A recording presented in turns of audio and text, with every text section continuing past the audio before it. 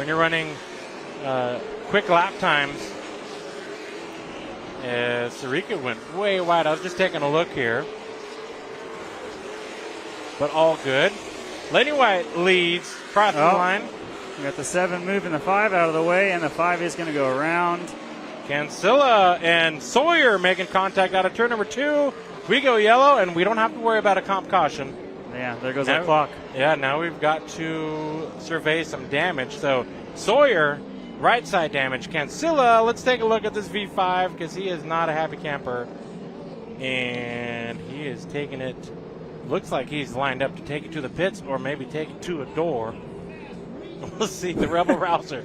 Robbie Sawyer and Cancilla making contact. So I'm going to get a replay ready. Yeah, tempers flare up pretty quick around here. I know Orange Show's notorious for that. You know, mine's gotten a little hot once or twice around this place. Yeah, maybe. I mean, you're racing so tight together, right? It's bound to happen. Contact. Now, you never mean it, but it typically happens too out of frustration. Oh, yeah. At times. All right, so I'm going to see what we got of a replay of this one. As we'll dial up the replay here live on FloRacing. All right, so going into turn number 1. Contact made, and Cancilla with a great drift until it wasn't. So, Kyle, I mean, do you see any more frustrations other than just getting spun out? I mean, that looked like a typical Orange Show bumper tag. You know, kind of move them out of the way, but maybe you could disagree. I mean, it wasn't atrocious getting into one like that. I'm never a big fan of hitting someone on entry. I was always one more for moving them from the center off and driving underneath of them, because that's about the most vulnerable you're going to be right there is the lightest the car is going to be as you're right in the middle of the corner.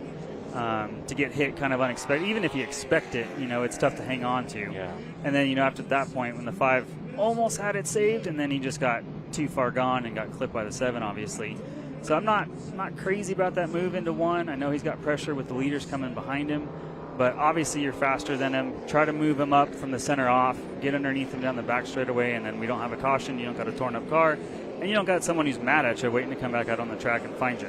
So now we've got a tale of 2 MMI rides, the MMI 17 of Taylor Mayhew and the MMI 7 of Robbie Sawyer, who now both have identical right side fender push-ins. Yeah. They just, teammates want to look like teammates. Yeah. Hey, you know, one's black, one's white. They're both orange in their own configurations. All right, we got the choose cone cam. Lenny White, are you surprised he goes inside? Not in the slightest. Okay. Thought maybe he tried to make it exciting and go to the outside to give people a little bit of a show.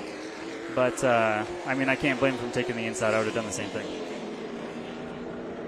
Vito Cancilla also pulling back on the racetrack after, and this actually works out for him well because it's a fast race car. He's a good racer, and he will have no problem going to the front as long as everyone in front of him behaves here at Orange Show. Well, and you know they say cautions breed caution, so we'll see if that little bit of a break allowed some tempers to cool down a little bit, and hopefully people stay calm right now. All right, so the pace car getting ready to peel off the racetrack, getting ready to go back to the green, back at Orange Show Speedway. Green flag waves through the gears. And it is Herzog's opportunity. He's looking to the outside. Lenny White goes a little wide. Yeah, Lenny runs him up the track a little bit there, and again through 3 and 4, but he is clear now, so he'll probably just try to check out again. And if you're Lenny White, are you watching that black 15 behind in your mirror? Right now, he's probably looking straight out. He's not too worried yet about these guys. It's early in the run. He knows they're side by side, so he's just trying to hit his marks and drive away. Jace Hale in the black 15, the Burko Redwood entry.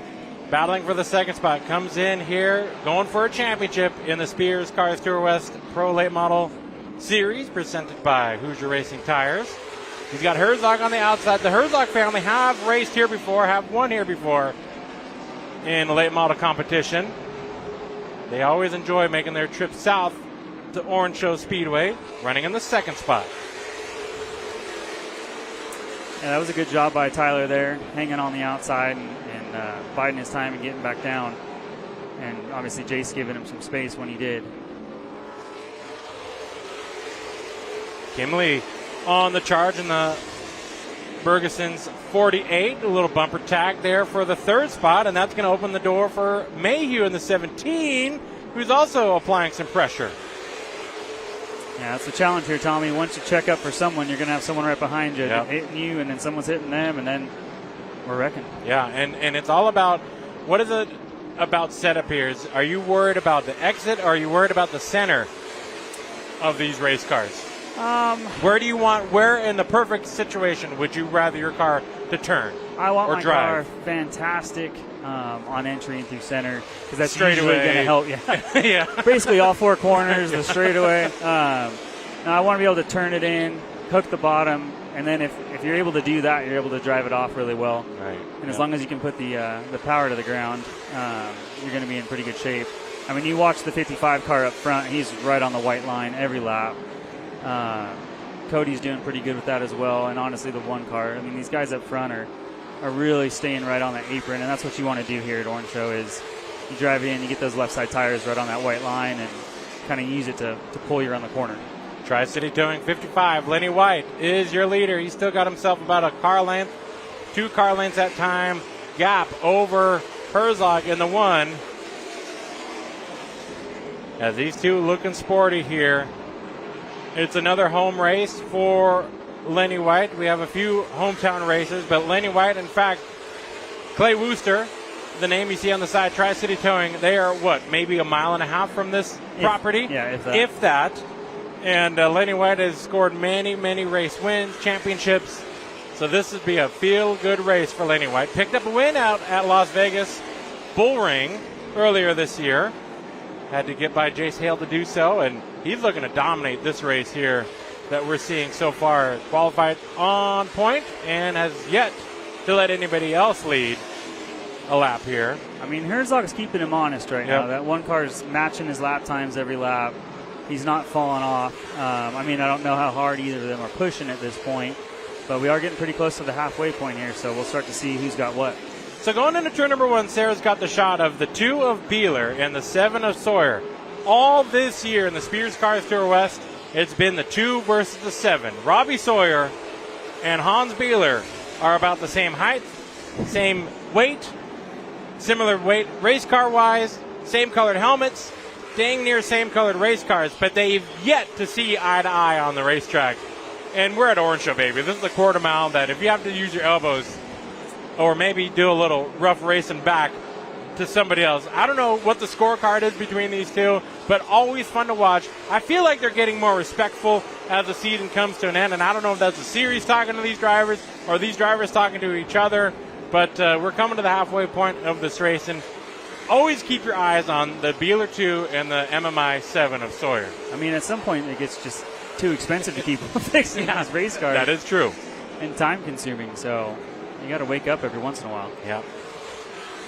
So these two driving off into turn number 3. Up front, it is Lenny White and Herzog. And Herzog, like you said, keeping the 55 honest, but also keeping his distance. I don't see a charge yet from the Herzog Roofing number 1, meaning I don't see him up on the rear bumper unless it's a restart. Yeah. And, you know, the times the Herzogs have come down here, I've raced against both Austin and Tyler down here, and they've both done really well, biding their time. Good patient racers, saving their stuff for when they need to use it. So wonder if that's what we're seeing out of Mr. Herzog tonight. Yeah, I mean, and that's got to be, if there is a little bit of strategy and just holding back the reins a little bit on your race car, that's got to be a feel-good moment, purely because you likely know you've got more in the tank to put pressure on the 55, but you're going to let the 55 come to you. Yeah, and you also don't want to show an experienced racer, especially one that's run, I don't know, probably a billion or 2 laps around this place. Yeah. You don't want to show him your hand too early, because if he knows you got something for him, he'll turn it up. But if you wait till the right time, you know, he might catch him by surprise. Lenny White leads. The battle continues over in turn number 3 with a 7 and the 2. Robbie Sawyer now taking a look to the inside of Beeler, and you talked about wrapping the white stripe. Hans has a good entrance, but it looks like Beeler is losing time to Sawyer on exit. So you see that 7 able to turn in through the exit a lot better. He's able to keep it down there. It looks like the 2 might just be turning in a little early and maybe just getting a little tight. washing up the track a little bit and opening that door for the 7. Yep. We'll see if the 7 jumps at the excitement of seeing some clear racetrack in front of him and maybe gets a little overzealous into the corner here. This is the only battle happening on the racetrack. Everybody else minding their business out here. Mike Beeler in the 6, dad. Hans Beeler in the 2, son. And the 7 of Robbie Sawyer, who definitely is not in that family. That is for sure. Yeah, everyone's been pretty respectful so far. I mean, we had a couple little nudges early, but yeah, this thing is just, we're clicking off laps. And those nudges could very well have been possible of knowing that the comp caution is coming out, maybe positioning yourself for a choose on the restart, and then unfortunately it just all broke out. Yeah. Hoping somebody can handle a bump, and they end up not being able to. So Cancilla taking his time. He's currently in the 9th position. Don't know if that could be from damage, possibly, from that spinny out earlier to bring out the caution, or if he's playing the strategy game. The only word that I have is that he is being very respectful for the leader. If you know you have a fast car, you don't want to be too respectful. So I think the V5 is struggling here from contact early. Yeah, no, it's definitely, if it's not your night, it's not your night. And, the nice thing to do is what he's done, give the leaders plenty of space, not try to race them real hard. There's not much to gain by doing that. So he's doing a great job of just kind of giving them what they need right now. Herzog is slowly creeping into the picture. The number 1 machine now is within a car length each lap. Laney White continues to lead, though, in the 55 Tri-City Towing Ride. Big weekend here at Orange Trail Speedway for that team. Jeffrey Peterson going for a win in the limited Pro Late Model race later on, and the competition caution waves. 34 laps to go. So we had a full green flag run, and I feel like this is where we're going to see possibly that strategy come into the fold or not. Yeah, we'll see if anyone's been saving anything as we get down to these last laps here. See if the aggression gets cranked up. Now we're going to bunch the field back up and get going again. Pace truck is out here. Lenny White leads over Herzog in the 1. Cody Kimley in the 48. Jace Hale in the 15. Taylor Mayhew rounds out your top 5. Mike Beeler in the 6. Hans Beeler in the 2. 8th place racer, the 7 of Sawyer. Vito Cancilla in 9th. In top 10, John Sirica. It's a good thing to see Sirica has got all of his lug nuts torqued. All the wheels have stayed on tonight. He had an axle issue or something last race here. Well, he might have tightened some lugs on the 56 car one night at Irwindale. Oh. He might have had a wheel come loose. Gotcha. So you're going deep. Yeah. He's learned. He's learned how to do it. So he practiced on my car and figured it out for his. That's why I have you up here, because you've been there and done that with a lot of these racers. Oh, the limited Pro Late race. I'll have plenty more to say about that cast of characters. I don't know too many of these guys. Most of them are like 10, 15 years younger than me, I think. Makes me feel old. I see him get out of the race car. All right, well, we're going to step aside, possibly. No, we're 2 to green. Never mind. Hopefully Lucas over there in command central is not already sent, because 2 laps under caution goes by pretty quick here. So what do you think? Herzog's taking the outside. He's going to have to deal with Kimley now.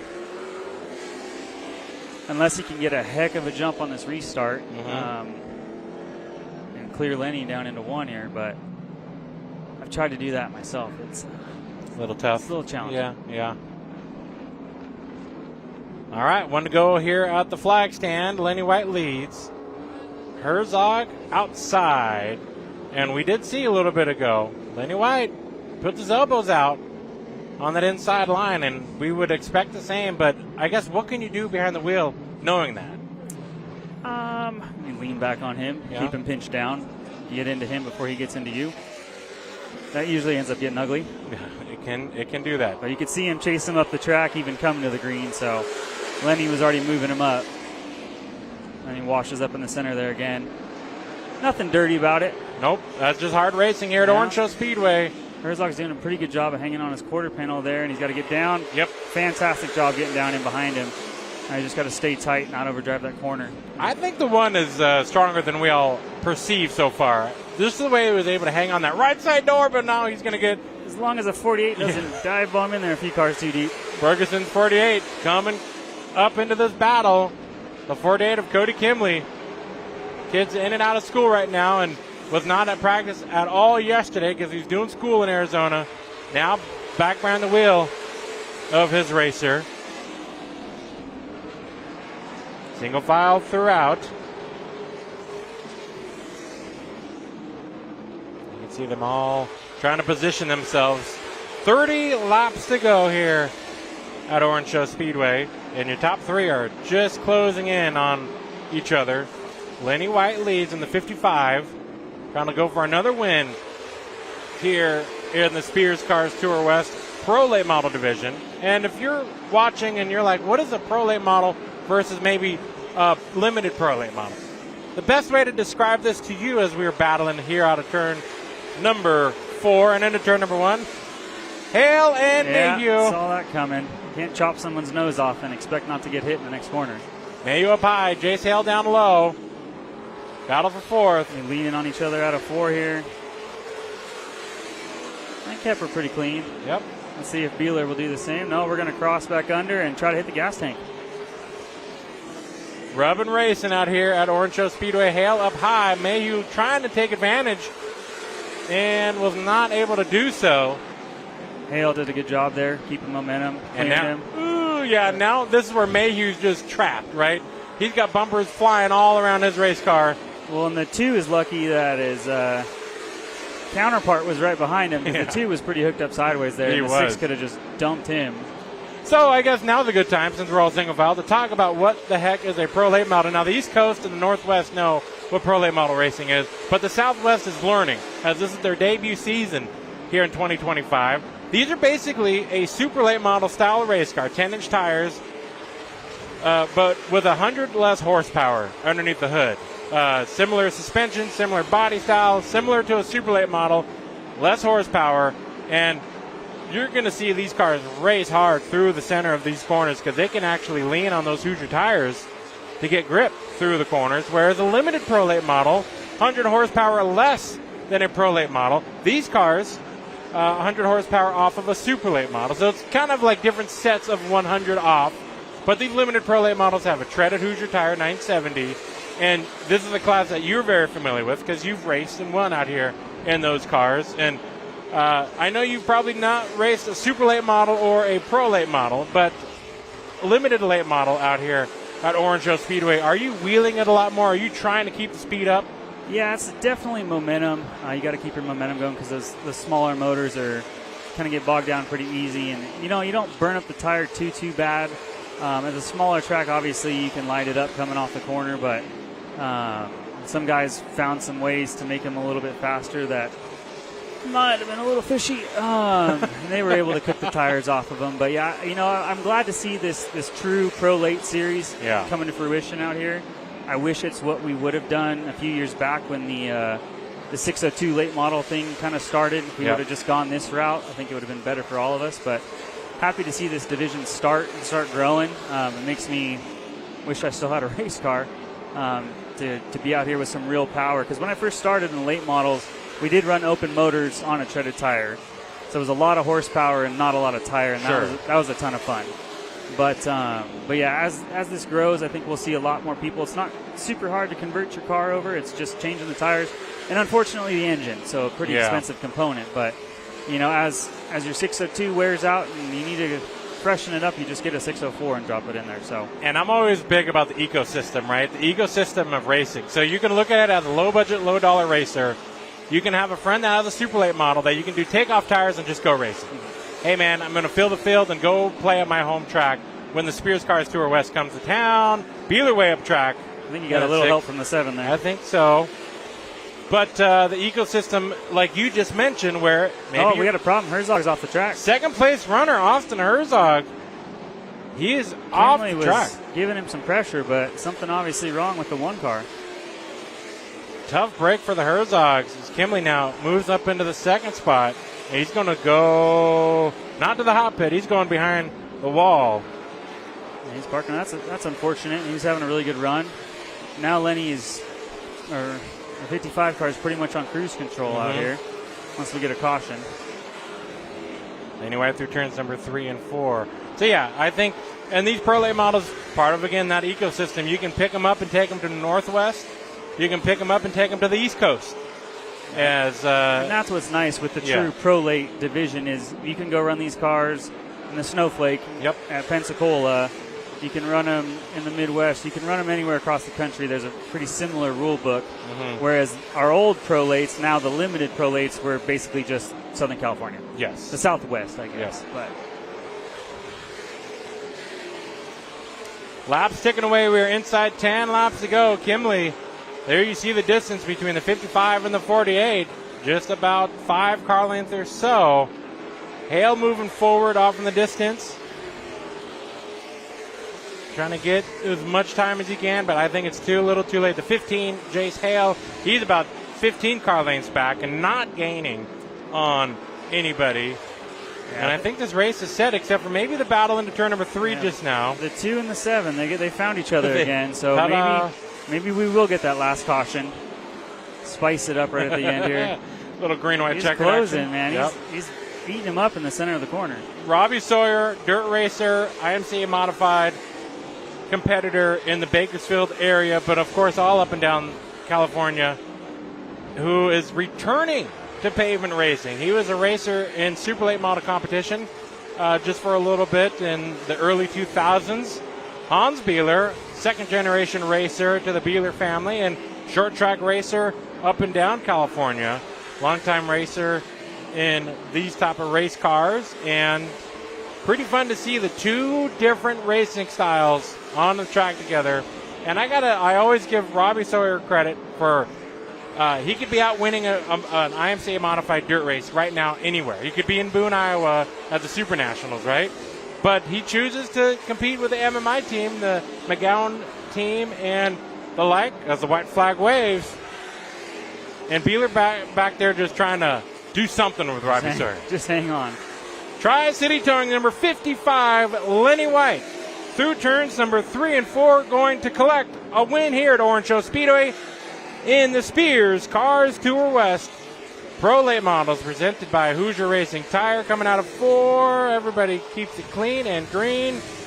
Your winner tonight, Lenny White, and the 55 gets the job done and will take the win here in the Pro Late Models at Orange Show Speedway, the track that he has been so dominant in many types of race cars, and not a surprise to see him back in victory lane here tonight.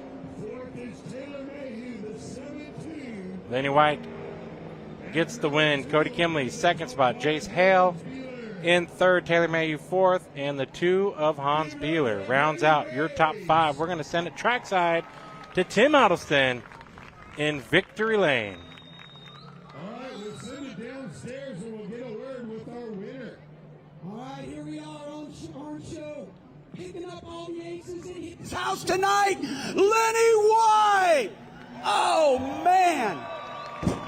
Dude, Lenny, when this race was coming here and anybody had somebody to bet on, you were the favorite, man. Unbelievable. You are so dominant here. Grab some water. Congrats, dude. It's your house, baby. You're back in victory lane, man. What do you think? Oh, man, it means a lot to me to win in front of my own crowd. Come on, this is your guy right here. Make some noise. Oh, there he is. He's down. Always by his side, Sonny. Great job. Lenny, what do you think, pal?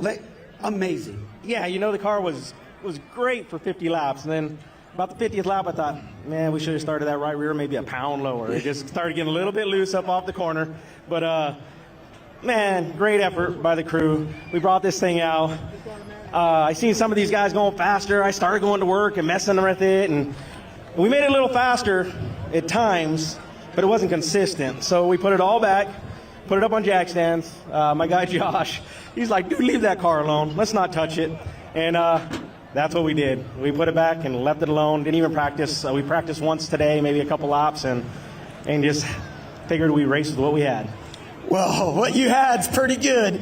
Tri-City Towing Special, getting it done in victory lane. Now, I was sitting over there in a pace car, and you were first, and running in fourth was Chase Hale, right? He's the leader, you're second in points. And I know you were pressured with the number one car, Herzog, behind you. But actually, when he dropped out, you lost that darn point, right? I know it was a catch-22. Yeah, Herzog, I knew he was going to be a hard-fought battle. I would say back in like 2017, I was on like a 35 race win streak, and he's the one that broke it. He's good here. He's got a good crew behind him, and they kept us honest. Ladies and gentlemen, your winner tonight, Lenny White. Thank you. Oh, look at this guy. He was on an airplane to get here yesterday. P2. Holy cow. Congratulations, P2 tonight. Good job there, Cody. Yeah, thank you. I think we had a car that was going to be able to be competitive for the win, but I messed up qualifying, and that's just on me as a driver. Just can't happen, I guess. But I couldn't thank my dad enough. With Unlimited Landscaping, glad to see we finally got the ownership of the business that really does run all this back on the car. Toyota of Redlands, thank you for the tires, Barison's Heating and Air Conditioning. You guys have been with me for 10 plus years, and I can't thank you guys enough. Thank you all. Tri-City Towing, HRP, Seal Coat and Striping, Jeff Schrader, everybody that's always helped me. SAG Graphics, thank you, Dad. Like you said, I was on an airplane yesterday, arrived at 10 o'clock last night. I'm playing baseball at Grand Canyon University, so doing all that and then coming down here is just, it's the life, honestly, and I can't thank Jesus Christ enough for everything that he's given me. Come on, ladies and gentlemen, P2 tonight, Cody Kimley. Congrats, kid. Oh, our points leader tonight, Jace Hale, P3. Dude, I'm sure you were glad to see that one car fall out, gained a point there. What do you think? Yeah, we were really good. I think we were a little too tight. We burned the right rear off quite a bit, and then when me and Herzog were battling that run, we burned up the right rear, and we were just kind of riding around until the next caution came out to cool down. And then we changed the lineup a little bit, and then we made it better with a little bit of brake. Well, that's what it takes, right? Keep working on this thing, never quit. P3, still a big championship night for you, right? Still a great points lead. Keep digging. We'll see you in Vegas. Yes, sir. I can't thank my crew enough. We blew a motor on a Thursday, I want to say. We worked very hard. We got it in on Friday, and I just can't thank everybody enough. All right, P3 tonight, Chase Hale. Over here, P4 tonight, Mr. Mayhew. Taylor, what do you think, dude? This is a tiny little place. I know you've only raced legend cars here before, right? No, actually, this is my first time here ever. So I honestly had a blast. I didn't realize I was going to race this close and this good. And I had fun, kept all the fenders on it. So pretty happy with that. Well, it was your first time here. It certainly wasn't mine. In 1987, ladies and gentlemen, I came here for the first time, and I brought my race team to the back gate, and they wouldn't let us in. You want to know why? Yeah, why? Because we weren't wearing white pants. That was a rule. You had to wear white pants in the pits in 1987. How about that, kid? That's crazy. That's a long time ago, so I had no clue about that. But huge thanks to all my sponsors for MMI, Finish Line Signs, Mike Keene, Derek Dorn, our spotter, Randy West, for coaching me through all this tight racing, and all friends and family and all the fans for coming out tonight. All right, there he is, P4, Taylor Mayhew. Mr. Beeler, look at you. Hans Beeler, rounding out the top 5 at the tightest track we race at, the famous Orange Show Speedway. What do you think, bud? It's pretty cool to be out here. We go to all these big tracks for short track racing, and to be in here where it's nice and tight, and then Rubbin is racing really out here. It's just a special place. It's cool to be at a track that looks like it's from the 40s or 50s, the factory windows and whatnot. It's just, you feel like you're a piece of history when you're racing here, and that's pretty cool. Well, it is a pretty cool piece of history. We are actually standing on the old football field. So this was a football field, that was a racetrack, and they ran it that way for years, right, ladies and gentlemen? It's pretty cool to be racing here. So who do you want to thank? I have to thank my dad for making this all possible. Mike, David's Racing, everybody that's involved. They really do a lot for me to be able to be out here racing with my dad, and I'll never take that for granted. All right, rounding out the top 5. Hans Beeler. All right, we're going to fire these cars up. Clear the front. All right, ladies and gentlemen, congratulations to Lenny White on his victory here in the Spears Cars Tour West Pro Late Model main event, picking up the check and another trophy from Orange Show Speedway, but for its first time in history in the Spears Cars Tour West, presented by Hoosier Racing Tires. We're going to take a break, go pay some bills, and on the other side, we'll have more racing action here from Orange Show Speedway. Number 2 to clear the racetrack. Remember, we have our taco trucks, snack bars down there behind the main grandstands. Get yourself some trackside munchies, a cold barley pop.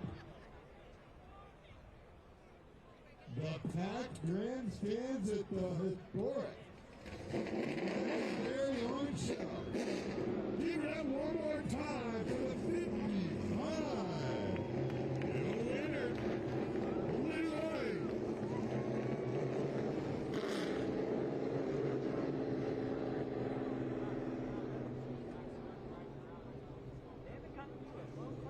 Bobby, what's your main event?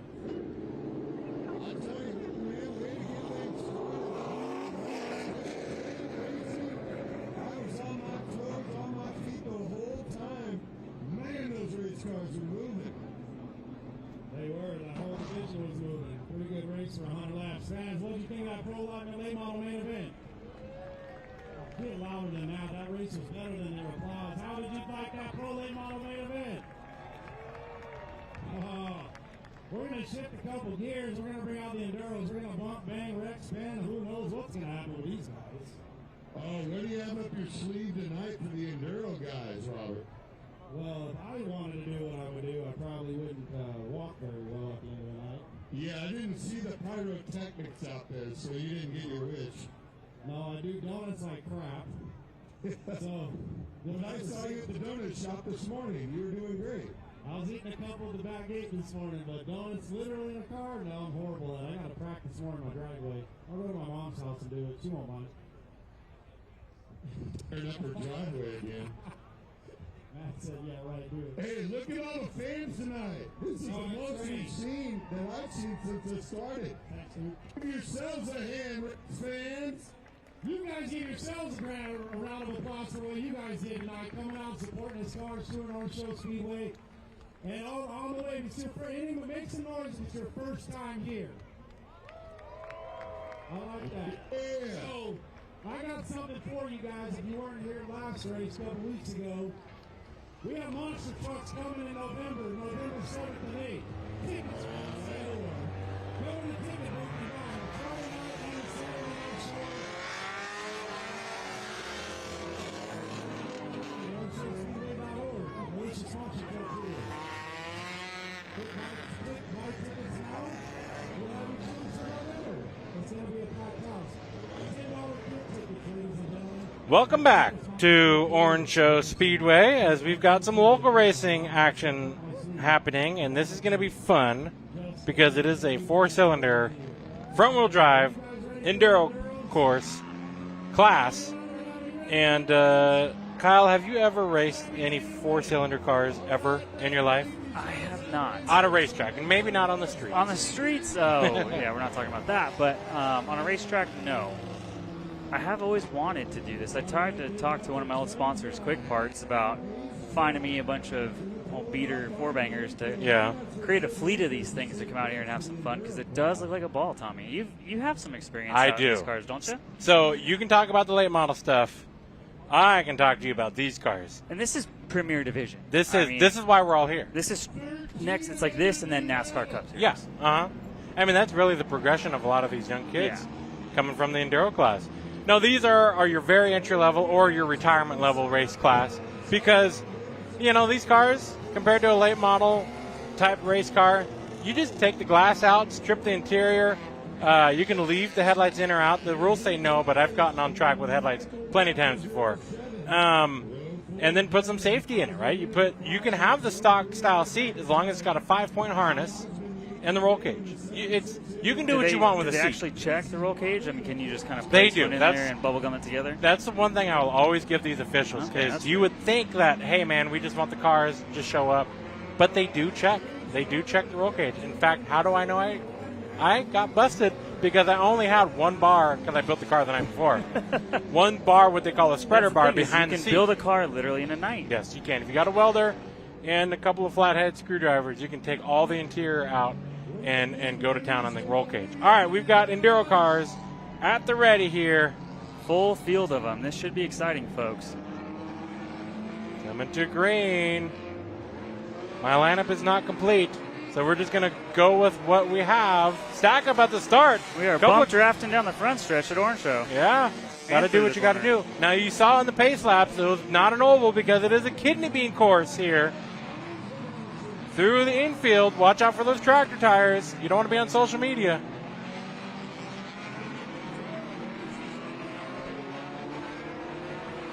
A couple of them knifing through the field. This 18 car is looking quick. It's probably that spoiler on there. Yes, I would agree. That downforce is really helping him. And then we got the pink car from Fast and the Furious.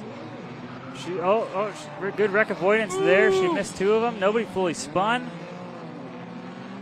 3 wide. Now the 76 of Ryder Gardner on the inside, Azalina on the outside, and the blue-black number 5, the 24 there of Luis Canales in the middle. Your leader, though, Chad Peterson in the 37, 23 of Mike McIntyre, who picked up the win last time out here at Orange Show Speedway. Ronald Davis in the 20. Oh, we got the 23 looking inside for the lead. He's going to take it uncontested into one. There is McIntyre now, getting by Chad Peterson. McIntyre to the lead. Now there's a bit of a transponder. Nope, it got fixed. Gail Ferrari in the pink and green, number 21 FM. I thought her transponder was wonking out front straightaway. Hang on to it. That's a weak suspension right there. You got to be careful. Now Gail made contact, but the 18 was able to keep going. So you're right. SMT data could show that there's some funny business, but I think the reality is that because there's no wall contact. He didn't stuff it in the fence, right. So we're okay. We're okay. So Gail's got to learn a little bit better. Yeah. Osmond with a handful of race car there.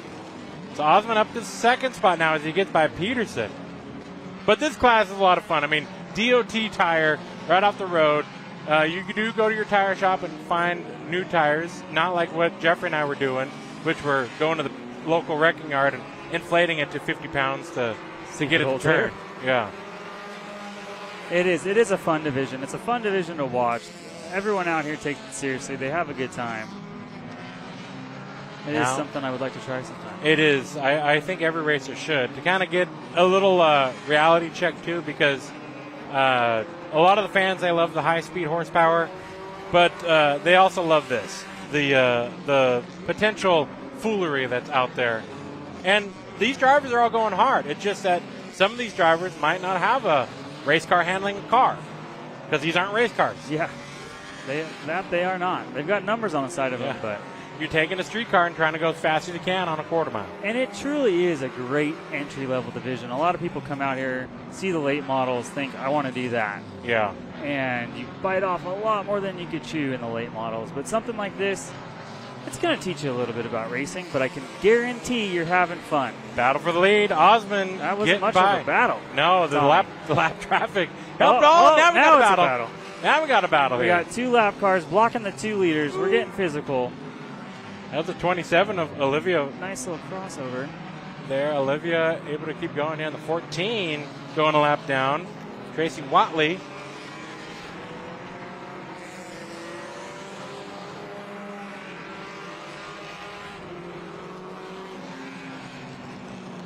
Osmond trying to hold off McIntyre. You see, McIntyre had a good run through the little chicane there.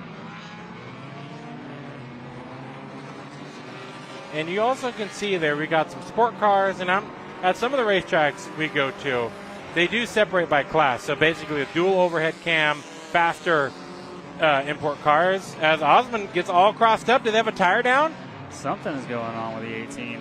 Ooh, now we go pinching each other. On each other. Just trying to make it interesting.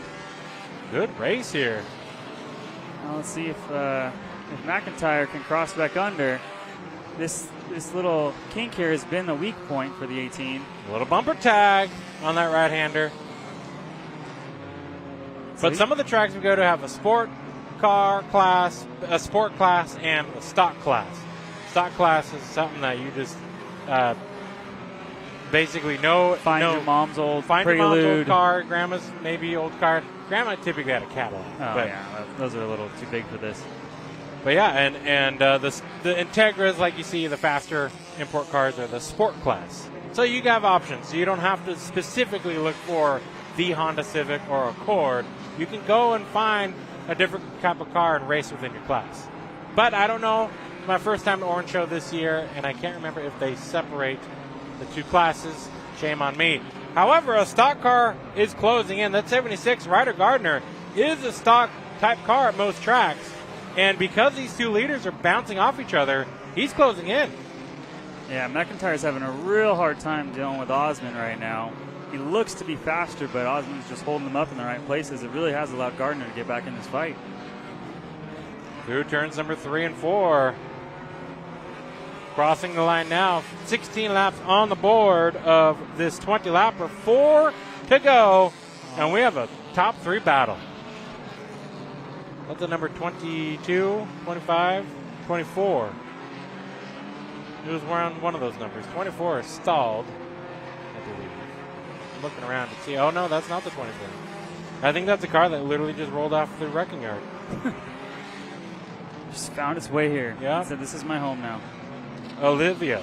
No, that's Olivia in the orange car. I don't know. But the black car is stuck on the There's back. a black car stuck on the backstretch. We don't know whose it is. Yeah.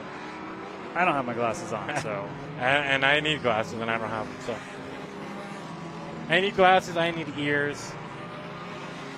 And we have a battle. Oh, with right lap traffic. The leaders. Spinning. And we're coming to the white One flag. to go. Let's see if Gardner can capitalize on these two. I mean, I feel like Gardner is just one more incident away from maybe making a pass for the lead. Final lap, white flag. Everybody single file except for the battle in front of your leaders. And we have a lap car that might play a role in this one before it's all said and done. And the yellow is out. I don't know if that's by accident or... I'm going to venture to guess accident. But the checkered flag waves for Bobby Osman, who holds on to the lead. Mike McIntyre, second spot. Ryder Gardner in third here tonight. It's kind of surprised. I just realized that NSX isn't that... I mean, it's pretty old, but it's not that old. Yeah. And that thing's pretty straight to be out here doing it. Considering, yeah. You don't... I guess, some drivers take pride in their... They do. Their race cars, too.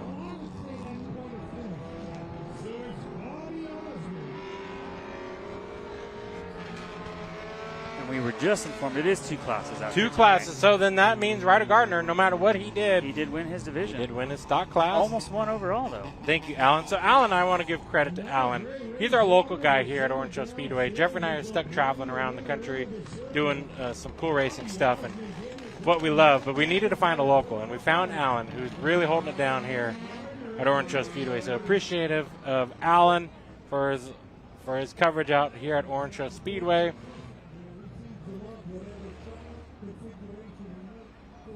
We see that beautiful Toyota Pace truck from Toyota of Redlands and Burgeson's Heating and Air on there. Both companies doing a ton for this facility, keeping the lights on, keeping fans in the stands, and keeping race cars out here, sponsoring a ton of cars out here as well. So shout out to them for all they do. Getting ready to send it trackside for Victory Lane here at Orange Show.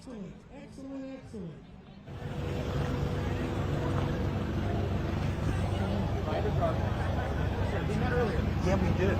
And Ryder Gardner, oh my gosh. I don't know how many fans watched you guys pass cars to get into the lead and pass cars to survive the race. Bobby Osman.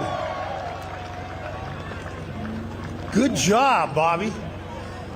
Just a few weeks ago, we talked this way, and you had just won the August race.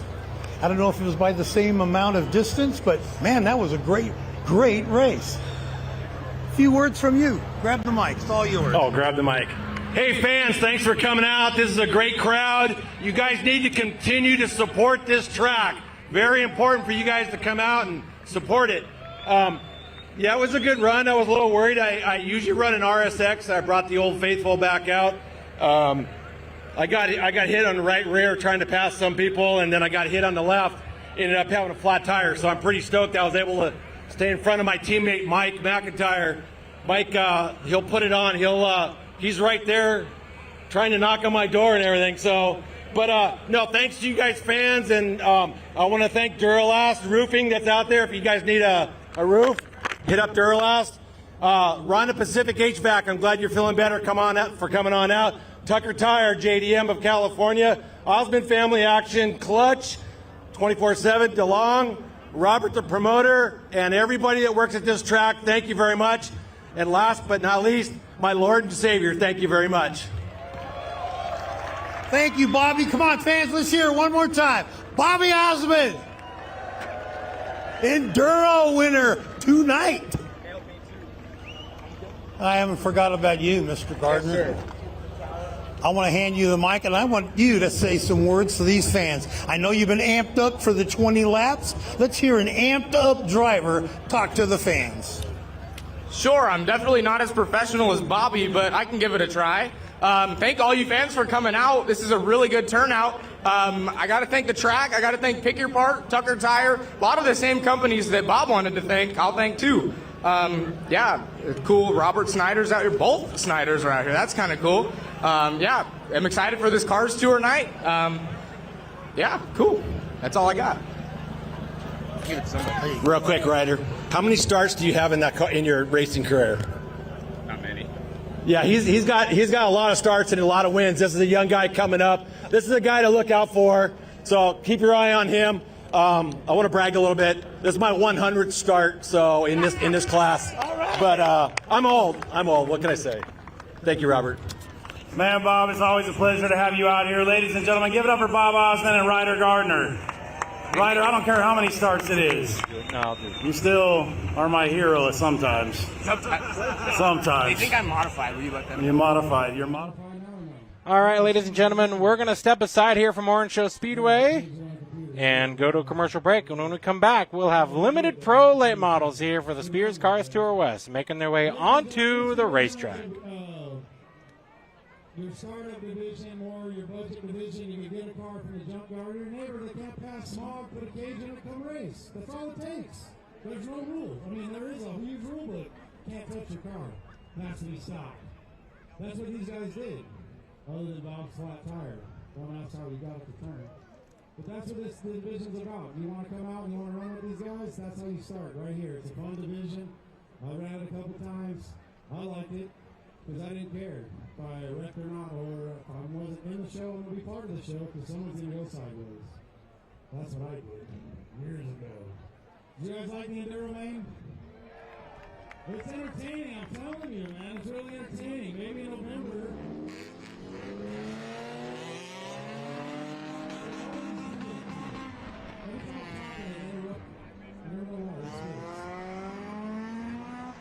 Kids these days have no respect. Uh-oh. Hey, Robert, why are you towing my house?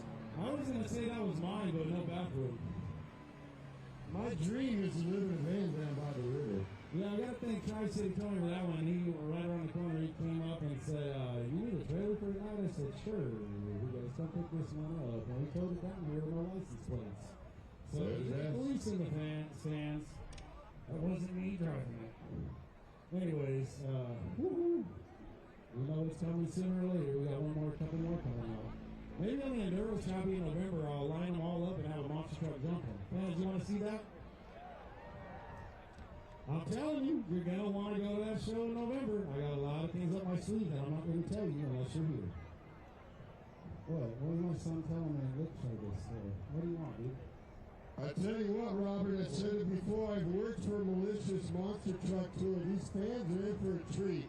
They got some of the best ride trucks, some of the best monster trucks to put on a show for you. They got Rockstar, they got Identity Theft. I mean, and these guys will go break all their equipment to put on a good show for you guys. And then they'll stay up all night to wrench on them, put them back together, and then they go do it again the next day. They're amazing. It's a great show. Put it on your calendar. Yes, put it on your calendar. I guarantee you guys it's going to be an entertaining night in November. You're going to love it. The kids, it's like I said earlier, it's $10 for the kids to get in. That's it, $10. It's cheaper than going to the movies. And you're going to be entertained all night long. We have street stocks and enduros again that night. And a whole lot of things I'm trying to grab around the area to jump, flip. I don't care, whatever it takes. If we got to get a monster truck on its roof, it's going to bring you guys to your feet, right, folks? That's what I'm talking about, so you need to come November 7th and 8th. Buy your tickets now. They are on sale at the ticket booth. If you want to buy them, go buy them now. Friday night and Saturday night. I know what's next is the limited late models. They're all impounded. All the car stewards are all impounded, so they can't work on them. They can't fix anything after qualifying. So they're probably all getting in their cars, getting buckled up, ready to go, because I see the pace car sitting right there. So that tells me they're almost there.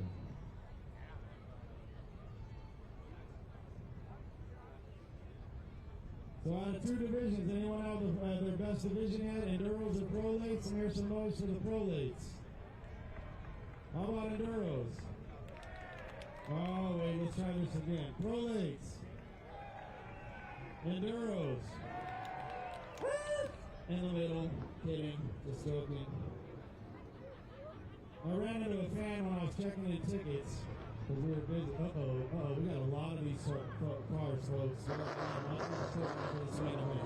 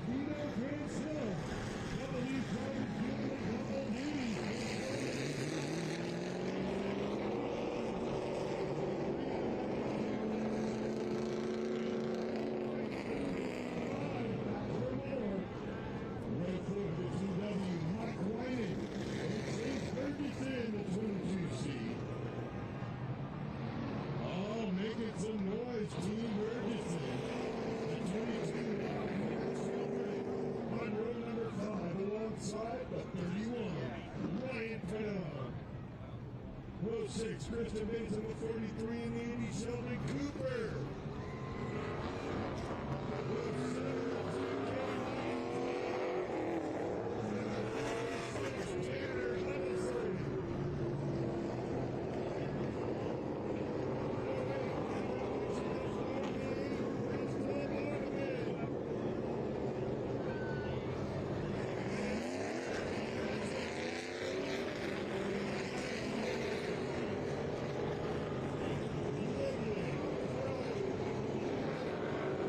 Back here live at Orange Show Speedway for the Spears Cars Tour West debut in San Bernardino, Orange Show Speedway.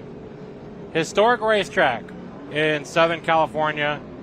Drivers of the likes like Parnelli Jones. And, that's digging deep. But Kyle Meyer have won here at Orange Show Speedway. Wow, same sentence as Parnelli Jones. Thank you, Tommy. I appreciate that. So many. Herschel McGriff has raced out here and likely won. And so many great names in all of motorsports. Tom Cruise has turned laps at this racetrack. I had no idea. Tom Cruise came out here and ran some laps. My dad loves to tell that story because he was on the track with him. Oh, wow. They didn't know until he left, but he was practicing for Days of Thunder, apparently. That's interesting. So I wonder if it was like a sportsman or a late model or something. I think it was a street stock. Even better for the... If he was out there with my dad, it was definitely a street stock. But that's all he did. Think about the movie. The whole race was a giant street stock race. Oh, yeah, for sure. From all across the country. Shifting whenever you want, running into everyone whenever you want. Yeah. So here at Orange Show Speedway, this track, legendary. If you didn't hear it before, if I didn't say it, my apologies. But you're maybe looking at this track like, why are there concrete stadium-style seats around here? And it's because it used to be the nearby college football stadium that they would also run. This might sound like another racetrack you all might have heard of, Bowman Gray Stadium, but Bowman Gray still plays football in their season. Here, it's long gone. It's been paved over. But, the running track turned into a racetrack here after the war. And the college moved away. And we're at the National Orange Show Fairgrounds. And we have been racing here for, I want to say, 78 years. Yeah, about that. So, very historic racetrack. One of the longest running racetracks out west. Maybe even in the country. We got limited Pro Late models on the racetrack here.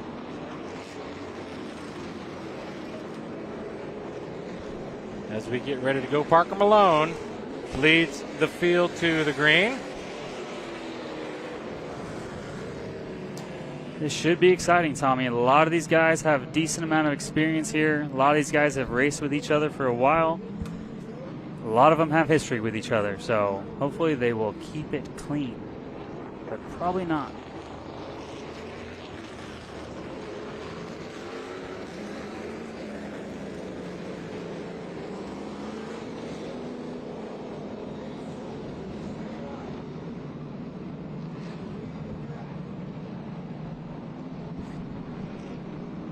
I had to leave you behind there, Kyle. Sorry. Yeah, he scared the heck out of me. I had to go make sure we had scoring for this race. 75 laps here for the Spears Limited Pro Late models. I was worried for a second because Race Monitor was down, but it looks like we're back up. Kenny Newberry giving them the one to go here. Lights are out. Pull them belts tight, boys. I think I know what you're going to say next. Are you going to do it? I think I got to do it. I think you got to do it. Jay Henson said I got to do it, so we got to do it right now. All right, Jay. He's going to do it for you. Boogity, boogity, boogity, boys. Let's go racing. There it is. We probably just got a hefty fine just now. Definitely getting sued. Luckily, I don't work for Low Budget or Flow, so. Well, they're going to call this Caution restart. Is out. It's probably because I said boogity, boogity, boogity. I think you scared the flag Definitely man. why. Or the racers. Maybe. The racers were scared to begin with. You think Jay is so excited. This is a West Coast thing, right? Jay is so excited because he moved to North Carolina. I don't know why he would leave the greatest state in the world, California. Well, and he's up way past his bedtime right now watching this. And he's in North Carolina, but thankfully that he's watching. Thank you, Jay. Yeah. But he is super stoked because part of California went with him, and he is nearby Del Taco. Oh, yeah, Del Taco's out there now. I've seen he posts all the time, like, I got my Del Taco now. Mm-hmm. Hopefully it's better than all the ones out here because they haven't been good lately. I got to go to Barstow for some decent Del Taco. That's always the stop, man. If you're going to Vegas, or if you're just happening to be, you work out at Barstow sometimes. Every once in a while, unfortunately, I do have to visit Barstow. Once every 2 months. Barstow's great if you're a Del Taco aficionado, or that's about it. Yeah, no. or you work in the rail yards. Oh yeah, the rail yards, I guess. All right, so we're going to do a complete restart as if nothing happened. So the pace truck getting ready to peel off. It is the 51 of Jeffrey Peterson bringing you to the green here at Orange Show. Really good jump for Cheek there. Let's see if they let that stand. He's going to clear Peterson into one. No caution yet. He's got to hit his marks here to try to put some distance on the field. We're 2x2 through most of the pack. Battle is for third. They're the 36, Parker Malone.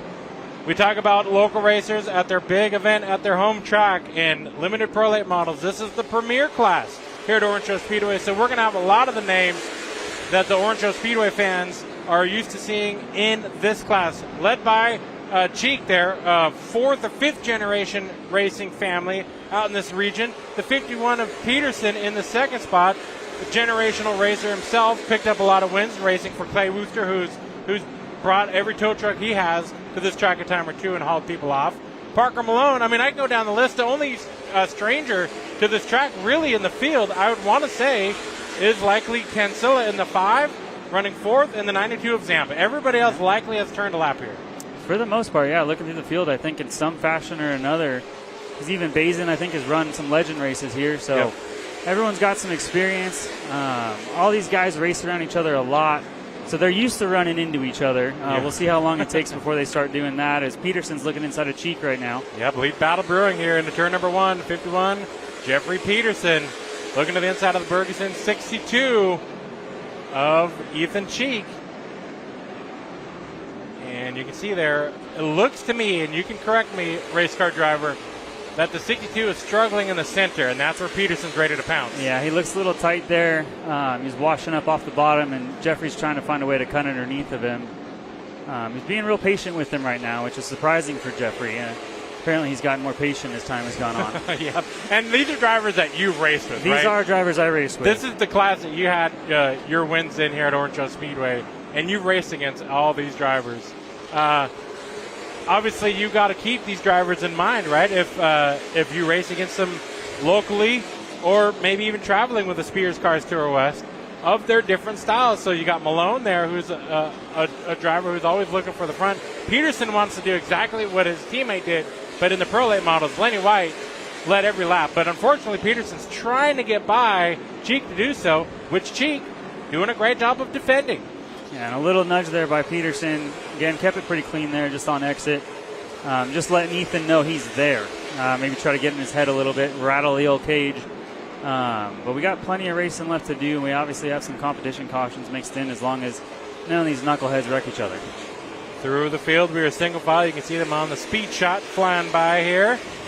Right on the post there, the light post here at Orange Hill Speedway. We have a battle into turn number 3. Looks like the two of Mike Wyman, who just picked up his very first limited Pro Late Model race win at Orange Hill Speedway. The last race here locally, and he's battling with the 31 of Panone. Also up here, the 55 and the 92. So we got a change for the lead up front. Peterson does get by Cheek and brings Malone with him. Vito's going to try to make it, but Ethan is able to get down in line. Now let's see what Parker and Jeffrey have for each other. They have a little bit of a history. They do, yeah. We've seen these two have no love lost between each other. The 51 of Peterson leads over the 36 of Malone. Dennison going a lap down on the purple number 91. Pro 4 racer here that's graduated up to the late model and still runs Pro 4 class, which is a late model 4-cylinder here. So coming into this race for the limited Pro Late models, 4 wins is your point leader, Dylan Zampa, who's just cruising in the 5th spot right now. Parker Malone, Ethan Cheek, 2nd and 3rd in points. Vito in the V5, 4th in points. It was Christian Bazin, who's got some work to do towards the back of this field, trying to work his way forward. And nowhere on that list is Peterson until you get to 7th. So Peterson here just looking for the trophy. I believe he missed a couple of races this season, right? Yep. Into turn number 3, we see the 92 leading over the 55. That is Lenny White looking to go back-to-back wins here in the late model style race cars at Orange Hill Speedway tonight. Lenny running the oldest car of the fleet, but happy to see him do double duty. Oh, I've got experience with that old pink car. Yep, the pink chassis car. We'll leave it at that. That car's been racing out west for many, many years. It's been on top of my car when I had one. Yeah, it has it. So you've seen that pink chassis I've seen up the close. underside of it very close, all the way into turn 1. Looks like Parker's keeping Jeffrey honest up front. Yep, those two go into the corner, and the 36 of Malone, fastest qualifier. See, these guys know this place well. They know where to set up moves and where to make them. Right. But they both know each other's moves too, so we'll see how this shapes up. Ethan Cheek, .003 off of Parker Malone's fast lap. In fact, the top 4 separated by just a little over a tenth. I mean, the qualifying was wild to see early on as these drivers were all clicking similar lap times. Lap traffic there. Busey going a lap down in the 4. And we keep racing here at Orange Hill Speedway. Number 8 going a lap down soon. Bristol Borneman. Borneman, another driver who is generational. Johnny Borneman's kin. And great to see the Borneman family from near San Diego area continuing racing. They've been doing some traveling. There's 8 going a lap down. There's Dennison. So looking around, I think we got the battle of the 2s. If you're any number 2 you're going to see yourself in a battle. So the 92, and then farther back you got the 22 reflective, Chase Bergeson, 2 of Mike Wyman, the 22 of Youngren. A lot of 2 numbers in this field. 2 has been a popular number in the Pro Late Series. You were number 56, so yeah. you were at least even, but you'd have to break down some mathematicals to get to that 2 numbers. Laney White leads. Malone is right there. Just a touch behind. Fastest lap of the race belongs to the 36 of Malone.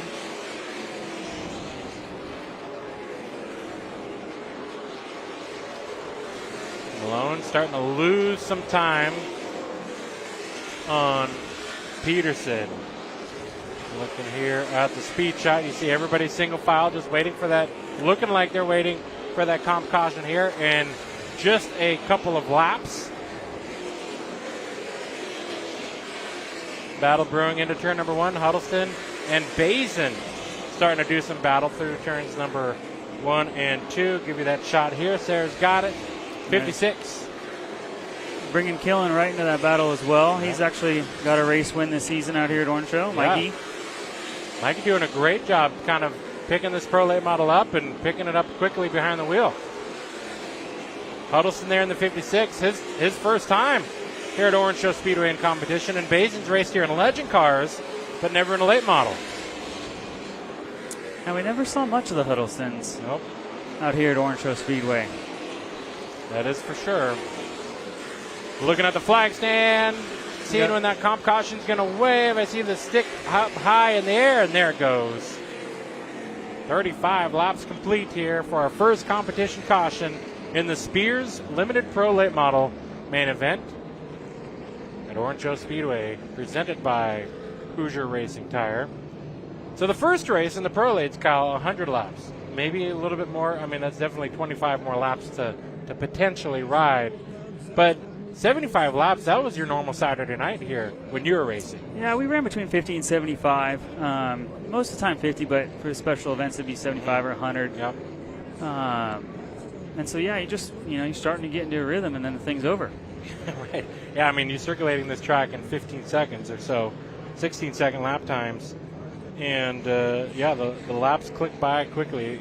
And I'm sure it's one of those things from behind the wheel where it's, visual. You got to hit your marks and whatnot. But I'm sure you can drive this track just how quickly you can make a lap time just with your eyes closed and listening to through your ears, right? Oh, for sure. You got the rhythm and accelerate, lift, accelerate, turn. Yeah, it becomes like second nature. Yeah. Especially in these long races. I mean, think back to I think we talked about it earlier, the 200-lap street stock race we ran here.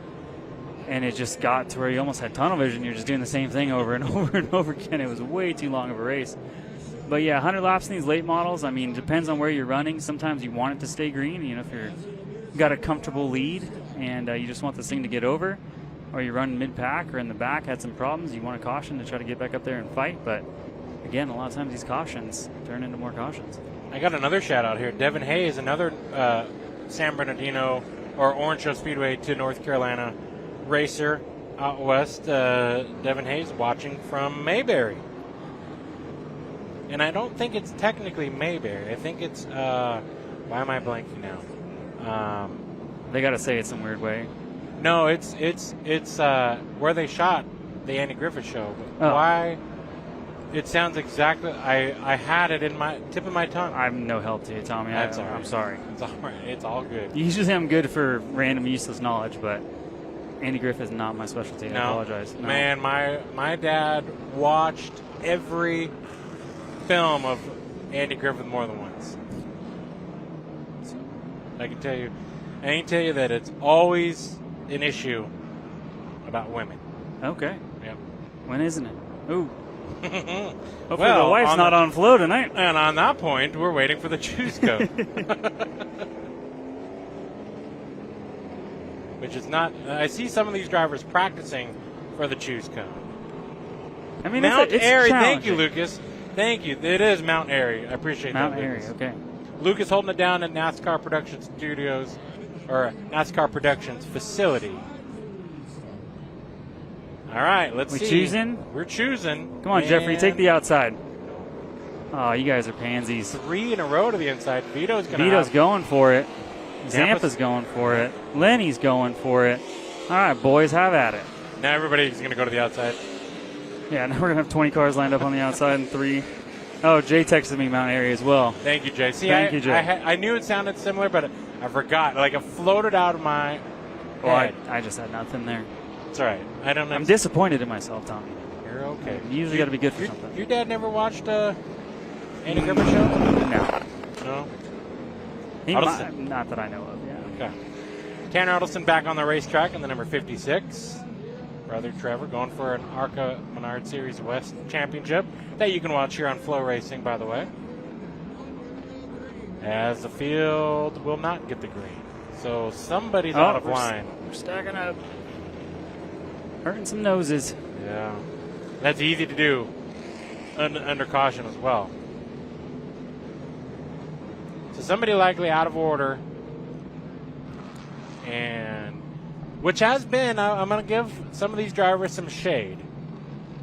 This track in particular has done the choose cone for many, many years. Oh, yeah, very long time. Nobody's stranger to the choose cone. But sometimes these drivers have an issue with the choose. Like they choose the outside and then realize, oh, the inside lane's open. Yeah, it looks better. I'm going to go go down there. Yeah. Or they cause the problem, so then they decide to take the choose and get away with it sometimes. They might be really confused today. Yeah. Because we got the V on the front stretch and like it's typically on the NASCAR, back stretch, and yeah. it's typically an actual cone, and you're dodging someone that's running out there with the cone. So it's a little more exciting that way. But how about this? Jason Blue watching from South Carolina, Taylor, South Carolina, wishing there was Del Taco out there. And Donnie Minute Jr. watching from North Carolina as well. So the racing out east must have ended, and that's the beauty, that's right? what we're doing. You guys are watching the West Coast stuff. Thanks for paying attention to us, boys. All right. It's working. Let's get back to racing. 40 laps to go here. 75-lap race for the Spears Cars Tour West Limited Pro Late Models. What do we see on the screen? Vito start for the 5. Can he pedal on the outside? No, he cannot. He can't. He missed the corner. Parker's going to get by him here. Cheek's going to try to send it down in there, maybe get into the quarter a little bit. We got him cleared, though. That's all he needed. Battle for 4th on back. Cheek slipping backwards on that restart, but by way of choose, possibly.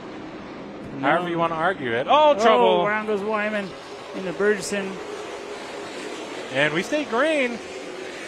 Wyman able to gather it up with some contact. It looks like minimal damage, but he's going to pull it off. Bumper might be hung up underneath.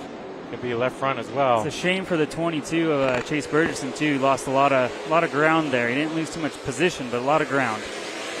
Battle brewing up front for the lead. Parker Malone trying to put some pressure on the 51 of Peterson. By pressure, I mean bumper. You heard us talk about it earlier. Kyle and I were talking about how these two are two drivers that have history. Started at the beginning of the season.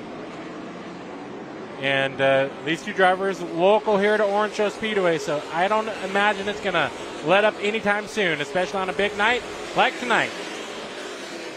Yeah, we'll probably see Parker move Jeffrey up out of the way. Jeffrey turn back underneath of him and give it right back to him in the next corner. And then it might escalate from there. I think you're right. Vito might know that. Maybe his team's telling him in the headset, just keep your eyes on these two up ahead. Keep enough distance between these two. Give them some space. Single file throughout. Nothing really breaking out here. We do see a battle brewing. Laney White in the 55 trying to get by the 31 of Ryan Pannone.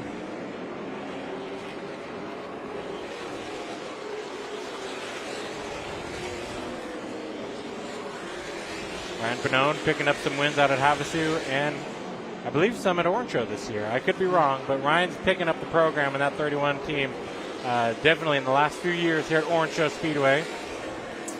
And he's putting some pressure on Zampa right now. Zampa's car looks like it's not agreeing with him quite that well. Zampa is your point leader coming into this round. So Zampa's got to play two different strategies. A, let the 31 go without skipping a beat other than one position on track, or stay ahead and hope that you can hold on to that spot. Maybe the 31 will wear his stuff out trying to get you. Yeah, it was It's always tough racing for points. You got to be smart, but you also don't want to just give up positions to give up positions. You know, the racers want to race. They want to go win races. So as Parker lunges in there. You go by Dennison going a lap down and battle for the lead. Brewing up here still. Parker's car looks like it's turning really well right now. Yeah, but I think you're right there, right in the center of the corner on exit. 36 is there. He's taking a peek, letting Jeffrey know. Bump, bump, a little more bump. 27 laps to go. Is it time to make a move now and drive away, or we still have plenty of laps left in these cars? Yeah, I mean, there's plenty of time, but I also think he wants to get this done before they catch that gaggle of cars towards the back here that they're running down pretty quick. Yep. Do it while the track's fairly open.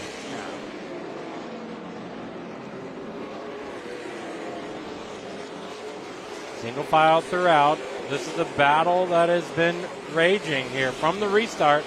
Looks like Peterson's able to open up a car length at a moment on the back stretch and do it again on the front stretch.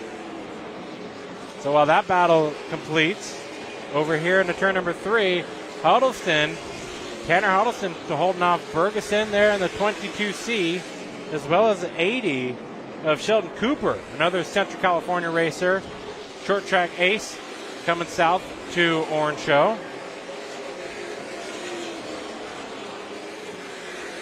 Cooper family, I believe, have raced with you in the street stock biggies at the end of the year before. Solid question. I do believe they have. I'll trust your ear on that one. Or my memory's back. I don't know. I know I've raced against one of them in the late models a couple of times at Irwindale and probably at Kern. We did have Pannone looking pretty hard at Zampa there a second ago, but he lost some ground. Yeah. And that's exactly what I think Zampa's wanting. I think he wants the 31 to keep Use driving it up. his hard in and use it up. All right, back to the lead. Nothing really breaking out except for we do have lap traffic. Bristol, Borneman up ahead. Where's Bristol going to go? Be respectful on the outside, and that's exactly what Plenty they of room. did. Yep. I thought that was Blake Koch for a minute there. Filter time car. Yeah. But to your point, like now, this is where the 36 and Malone is going to have to really choose when to go. He needs to close back up to Jeffrey a little bit here to make sure he gets by the lap cars exactly the same time so he doesn't put a car between the two of them. And I think Chase Burgeson's getting ready to put the pressure on Huddleston because he knows the leader's coming.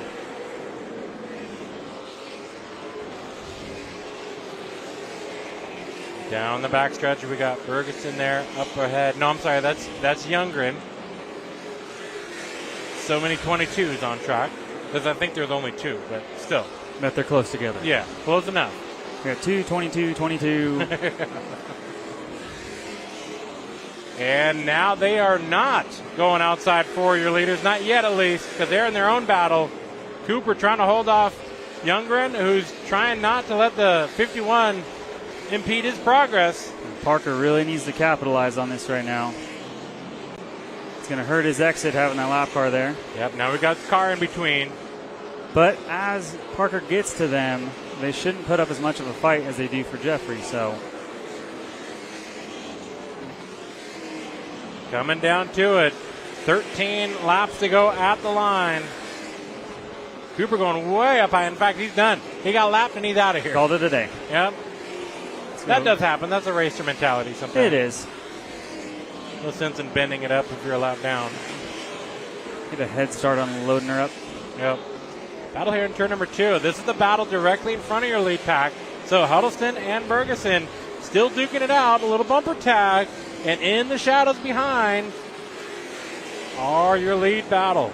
There you see 4 cars on screen, and that is cars going a lap down battling, cars going for the lead battling.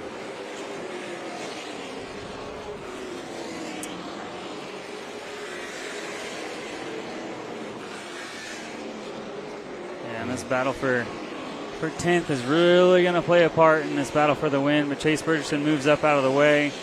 We'll see if Huddleston does the same. Getting the move over flag there as Peterson gets by Bergeson. Bergeson holds up a little bit of Malone's exit out of turn number 2, but Maybe seeing at the 56 of Huddleston. Slows down your leader.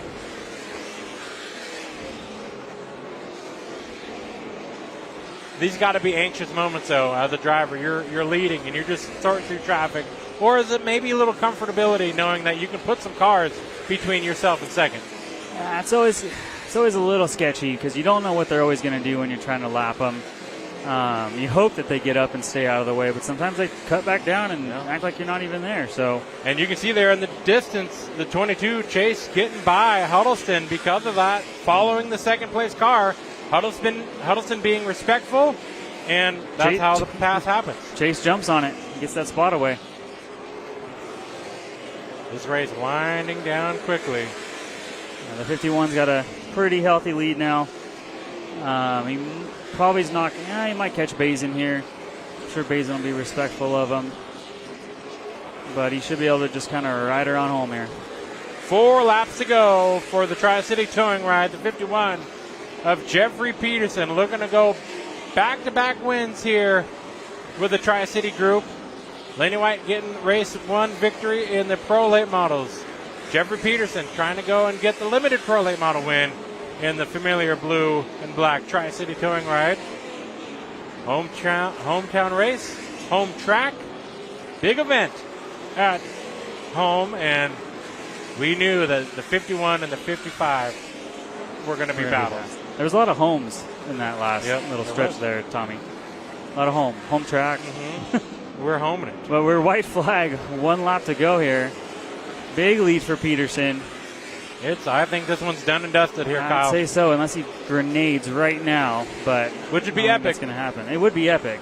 Tri-City Towing goes win again at Orange Show Speedway. Jeffrey Peterson gets the win in the Spears Cars Tour West Limited Pro Late Model main event.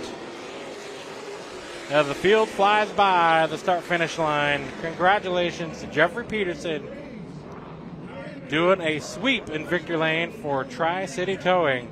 75 laps done in a flash. Honestly shocked that ran that clean. Yeah, I know Orange Show's capable of putting on a clean race, but typically these big ones we see a little more carnage. But happy to see some clean race cars. 25-minute race. That's quick. So congratulations to Jeffrey Peterson. We're going to likely see how big this win was for that team. And, of course, for these drivers, Lenny White showing his pride in victory lane. And now Jeffrey Peterson's turn as we're going to get ready to send it trackside for victory lane. When he called my podcast, I believe back in 2015, Chaotic Motorsports Show. That's got to be the same Jeffrey Peterson. Belt's coming off here. Tim Huddleston, take it away.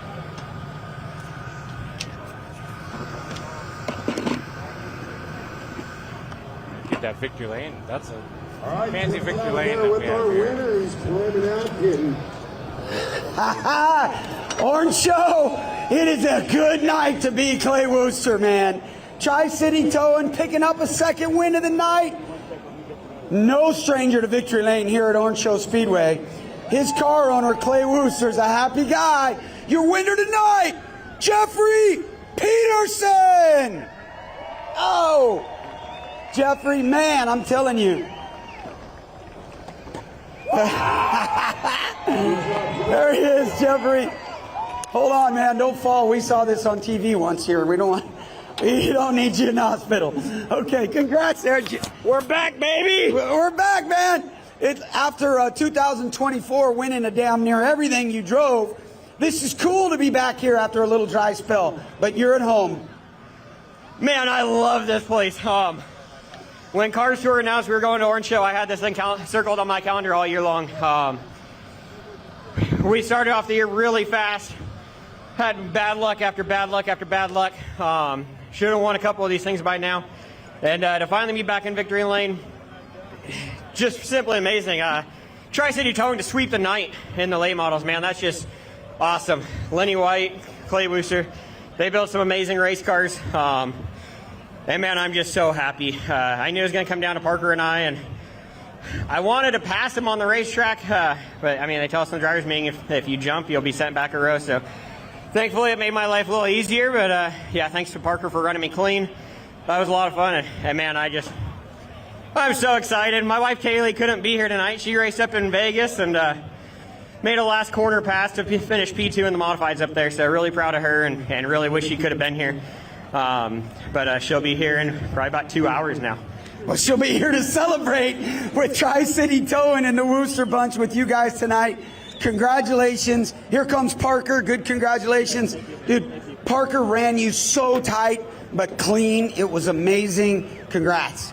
Yeah, man. Wednesday night we were out here practicing, and I figured it was going to come down to me and Parker. There's the man right here. I mean, we made one adjustment on Wednesday just to try and make it a tick better, and took it right back out. We haven't touched this thing in a couple weeks. Lenny he got this thing rolling, and yeah, hats off to Parker for running me clean. He gave me the bumper a couple times, which is, that's short track racing. Parker and I ran door to door here for many years, and I really want to thank him for running me clean. That was a lot of fun, and man, what do we? Top 2 Orange Show guys. So what do you guys think about that? I hope you guys had fun. Thank you to Bergeson's, Toyota Redlands, putting on the concert out front, getting all the people out here. Thank you, Cars Tour, Spears, Who's Your Tire, Frank's Radio, everybody that makes this possible. Tri-City Towing, Inland Empire Roofing Company, Law Offices of William J. Davidson, War Shocks. Man, I know I'm going to be missing some people. Stock All Graphics, he makes these things look badass. And yeah, just thank you all for coming out, and hope you enjoy the rest of your night of racing. P1 tonight, Jeffrey Peterson, Clay Wooster. What a night for you, baby. It's your house. You deserve it. Thank you. My guys had it together tonight. Parker was tough, but, Herzog in the first race, they got dogged the whole race. But well, hey, thanks for donating these two. They were parked in the red. Is that what I'm being told? Well, that's my trailer. I was going camping tomorrow, and now I got to figure something else out. I don't know what they're doing. We'll see when we're done with it, whether you're going camping or not. Hi, Parker, man, dude, that was tough, bro. Dude, you raced him super clean. You are excellent short track driver. P2, I know you wanted to win, but congrats anyway. Yeah, I wanted to win. Congrats to Jeffrey. I must have just got a little miscommunication when maybe I should pay a little bit more attention in the drivers' meetings. I guess I just went a little too early. I knew it was going to be a deuce battle between me and him. I felt like we were both so close, and I think it felt like Stagger just went away on me, and I just got super free, couldn't get off the corner, and I tried. I gave it everything I had. I was like, man, if I could just get in front of him, I could hold him off, I think. But I gave it everything I had. That was my last-ditch effort, and I tried to rally back and try to cool the tires down. And it is what it is, man. You can't win them all. It's really hard. But, I got a hats off to my crew. I got Travis with me, Gary, the entire Stockman family, other than Danny, because he's with Jesse Love this weekend in Xfinity. My dad, we've been here since Wednesday, believe it or not, and we've been trying to get this car right and figure it out since we did some damage to it last time we were out. And thank Kenzie, Zach, Mick, all my amazing sponsors, BMS Racing Engines, Vaughn's Transmissions, Noble Construction. He should be here tonight. Joe Knobloch, thank you very much for coming on board. Tow Industries, Tori over there, Vaughn's Racing Transmissions, Sticker Demon. Everybody that helps out. Oh, Willie's Diagnostics. Thanks to everybody that helps out. I'm sorry I couldn't get the win for you. Thanks for all the amazing sponsors. Tim puts on a great series. You should come out and run it if you can. If you're listening at home and you want to think about running, you should come out and run. We try to race clean, and we're trying to change the page around here. You know what? That was excellent, Parker. Congratulations, buddy. Real proud of you. Beto, baby. P3 on a busy night, 2 cars. Running double duty. What do you think of this place, man? You've never been here before, have you? Yeah, never been here before. It's definitely a unique track. Didn't really have a good race last race, so this is all I was hoping for.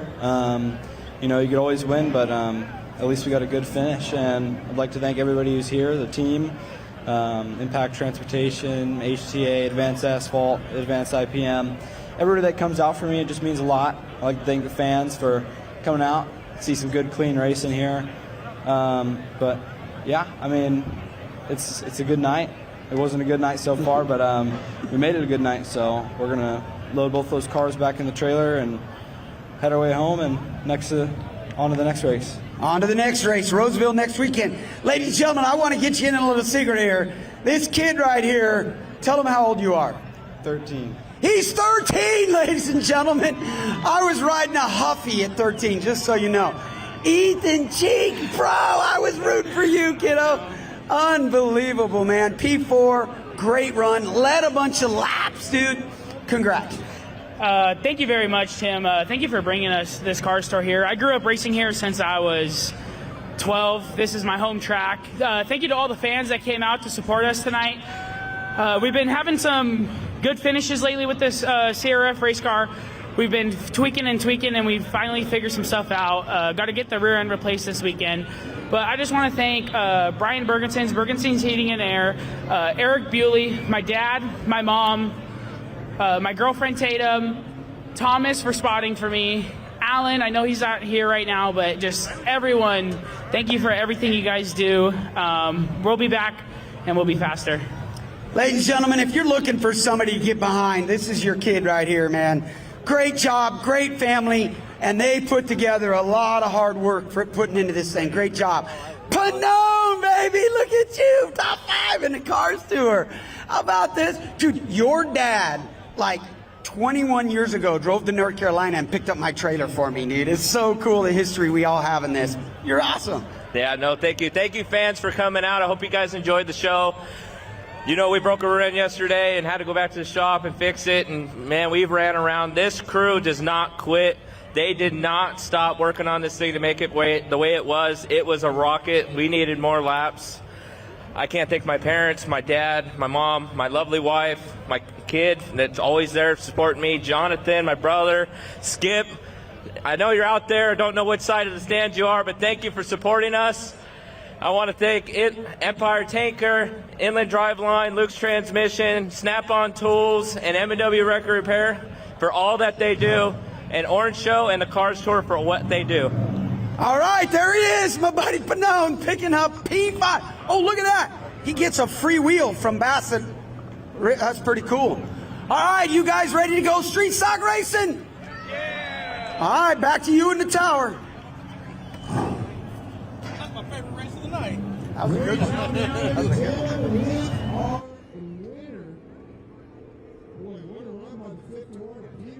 All right, ladies and gentlemen, we've got some street stock racing coming up next, and we're going to step aside, pay some bills, and be back here on FloRacing after the commercial break. Robert Jr. might have a special treat for you, so don't click and go home early.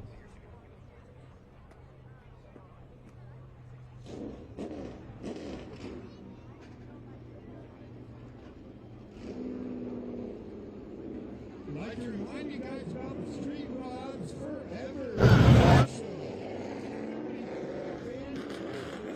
Car Show, Saturday, October 18th, 9 a.m. to 3 p.m. in Columbia. So check them out. They're out here tonight showing off their hot rods. And go check out some great rods. Have a good time. They have vendors, of course, music, good times. In Old Town, Monrovia on Myrtle, Street Rods Forever. Put it on your calendar, that's Saturday, October 18th, 9 a.m. to 3. Hey, Choppy, I got some news for you. This whole Cars Tour division, it's pretty cool. It's in its second season, right, Tim? Second full season. Owned by Kevin Harvick, Tim Huddleston. Tim, if I'm correct, 1995, Kevin Harvick has had laps around this track. In the Southwest Tour, I was 13 years old at that time. There was a lot of guys, well, some are retired, some are still driving, some have unfortunately passed, that started their commentary career here at Local Speedway. There's a lot of history in 78 years that started right here in some of these guys' careers.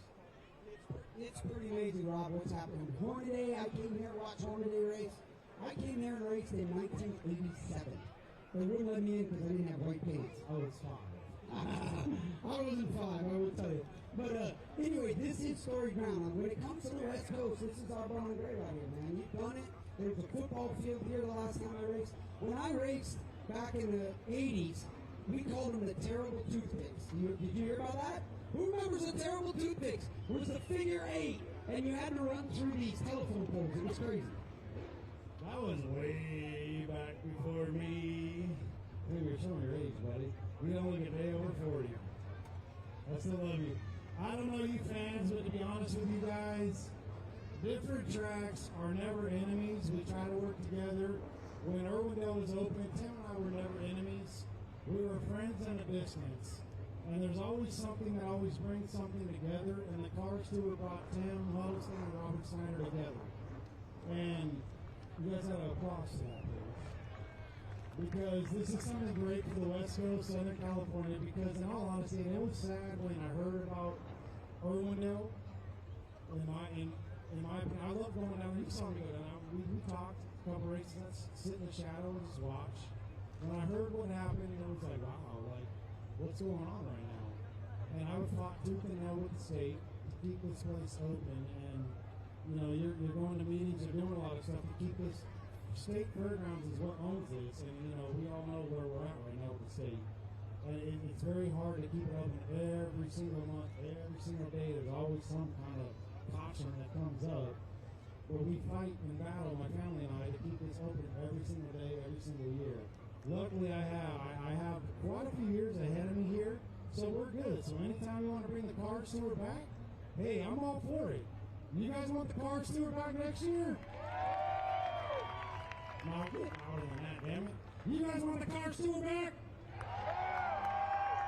Hey, are we going to bring the car steward back in 2026? We're coming, and I might bring a friend with me. I've been texting him all night. He said, I think I need some of that next week. Uh-oh. Somebody might be coming to town next year, folks. Save the date when I release it. Tim, I got to thank you personally for all the knowledge and the information and the education you gave me in the last 72, 96, 120 hours of talking to you about the promotion of a track and how a track works. I'm the youngest promoter probably on the West Coast. I'm still learning from everyone ahead of me and learning from the mistakes other tracks have made. And I make mistakes doing on purpose. But I got to personally thank you for the info you gave us to make this better in the future. And that's what we're going to do to get this kind of crowd we have on a nightly basis. I thank you for what you did for me in the last 100 hours. Ladies and gentlemen, give it up for Tim Huddleston, please. Oh, thanks, pal. United we stand, right? I'm here. My phone's always open. You call me, I call you. We're going to help each other, and we're going to keep this place here with you leading it for a long, long time, man. So congratulations. Thank you, man. I appreciate it, Tim, 100%. Ladies and gentlemen, thank you guys very much. Are you guys ready for some street stocks? Yeah, I don't know. Are you guys waiting for the Monster Mayhem, the Monster Mayhem to come through here? I don't know, Tim, should I drive that thing to smash this though? You want me to drive the Monster Mayhem? No, not the Mustang. Just don't do You gonna donuts. do the Mayhem? Yeah, seriously. No, I know that. Well, I'm Robert too. Then I'm in. I'm 100% qualified. I'm kidding. It's not my We are back here at Orange Show Speedway. We got the street stock class, the locals here at Orange Show Speedway coming up, and then we'll round out the night with the MMI Legends Tour West here from Orange Show. So, Kyle, 4 cylinders were my cup of tea when I was racing. You did late models, but you also made a name for yourself in the street stock class here at Orange Show Speedway. I guess for the ones that are tuned in across country, what are our Orange Show Speedway street stocks, at least up to the point where you traded it in for a late model? Yeah, I mean, our street stocks, I think, are what street stocks should be. I think the street stocks back east are closer to our late models, honestly, but our street stocks out here are supposed to be relatively stock. You know, Camaros, Novas. I mean, I think my car at one point had some Chevelle, Nova, and Camaro in it. Stock clips, you know, just good old-fashioned American muscle race cars. Division that's near and dear to the heart. I'm hoping to see plenty of cars here, the way these guys were crying on social media about the rules. Yeah, there was a bit of a social media. Yeah, they were all saying we weren't coming, but look at this. We got race cars, everybody. The thing about drivers that ever say, I'm never coming back because of said reasons, they're there like 8 hours the later. promoters have to get it written in on paper, like a signed contract, Yeah, because we all know they're going to be back. And I mean, right now we've got some true street stocks. We've probably got a couple that are closer to pure stocks, and probably got a couple that are closer to late models. I mean, one of them's like 4 inches off the ground out there. dragging the earth, we'll let you guys figure out who's who. But this should be some good old-fashioned racing, some beating and banging. These guys aren't afraid to rub on each other and make poor decisions. They do that a lot, but it's a fun division. It's a fun one to watch. A lot of good old boys out there. So, correct me if I'm wrong here at any time. Who's your 970s? Or no, are these American racers here? I don't even know anymore. But anyways, treaded tire. 8-inch tire. With a 602 package underneath the hood? Or is it run what you brung with a weight? They can run, yeah, it's all weight and engine rules. Okay. I honestly don't know the engine rules anymore on this division. It's been a while, but I know we had a 602 that we had sent up to get built up, but it wasn't. Everyone thinks it was very cheated up, but it was past tech because I was winning. But yeah, we had a good piece for sure. Some of these cars, I know when I ran that race a couple of years ago, some cars came out from Vegas, and boy, howdy, did they got motors. They do. The things didn't turn to save their life, but they would motor you down the straightaway. I think there's also some drivers from Colorado National that came down too. So. Okay. But yeah, we had those street stock specials were always fun. Jay Henson, who's tuned in here tonight, he would come out and play, and then he'd just go figure 8 racing the week after in an outlaw figure 8 car. I remember one night when he just absolutely wrecked the crap out of Evan McRae coming to the checkered. Yeah. And then he had to help him fix the car. Yeah, it's always the nearby help, right? Yeah. Whoever's driving distance away.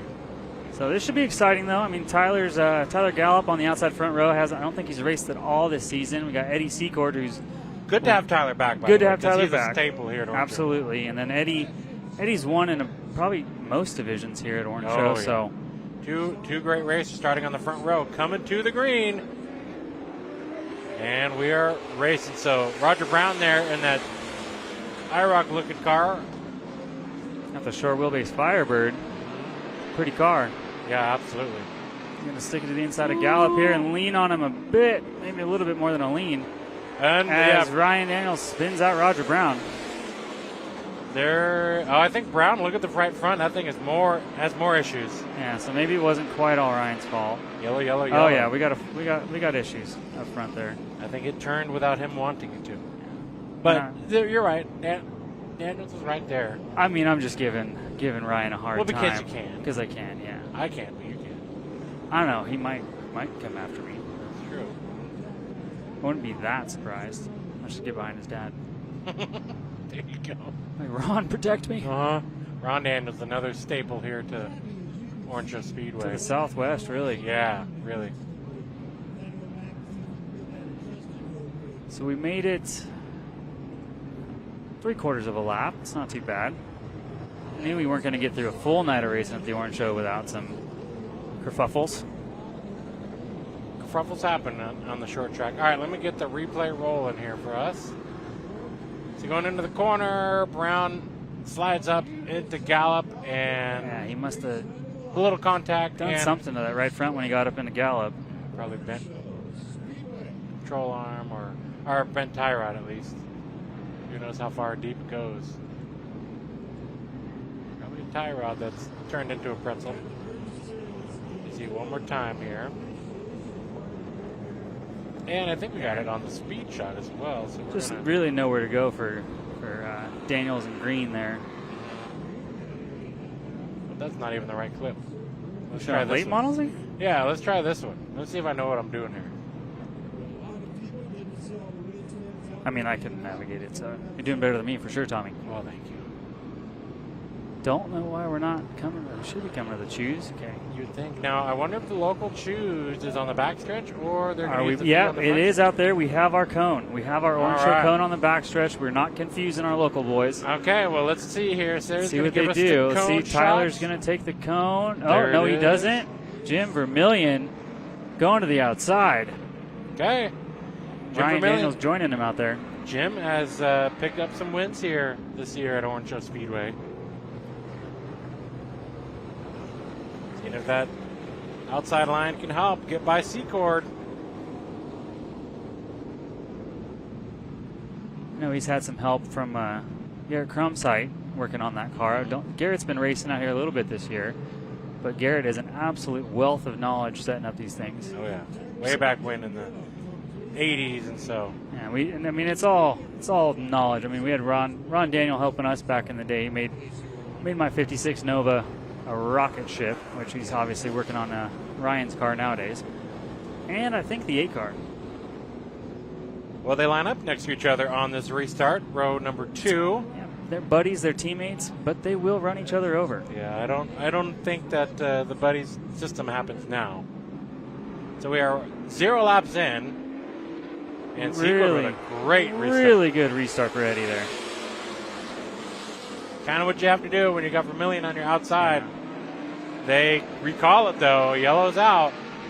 So, in the Spears car... Okay.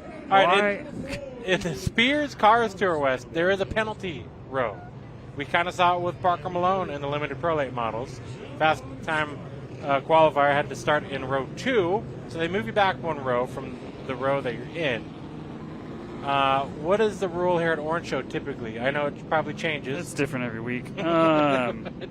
When you jumped the starts, what were they? I mean, usually you get a chance, and if you do it again, you're going to the back. But now we're going to the back. 35. Apparently they've had enough of it.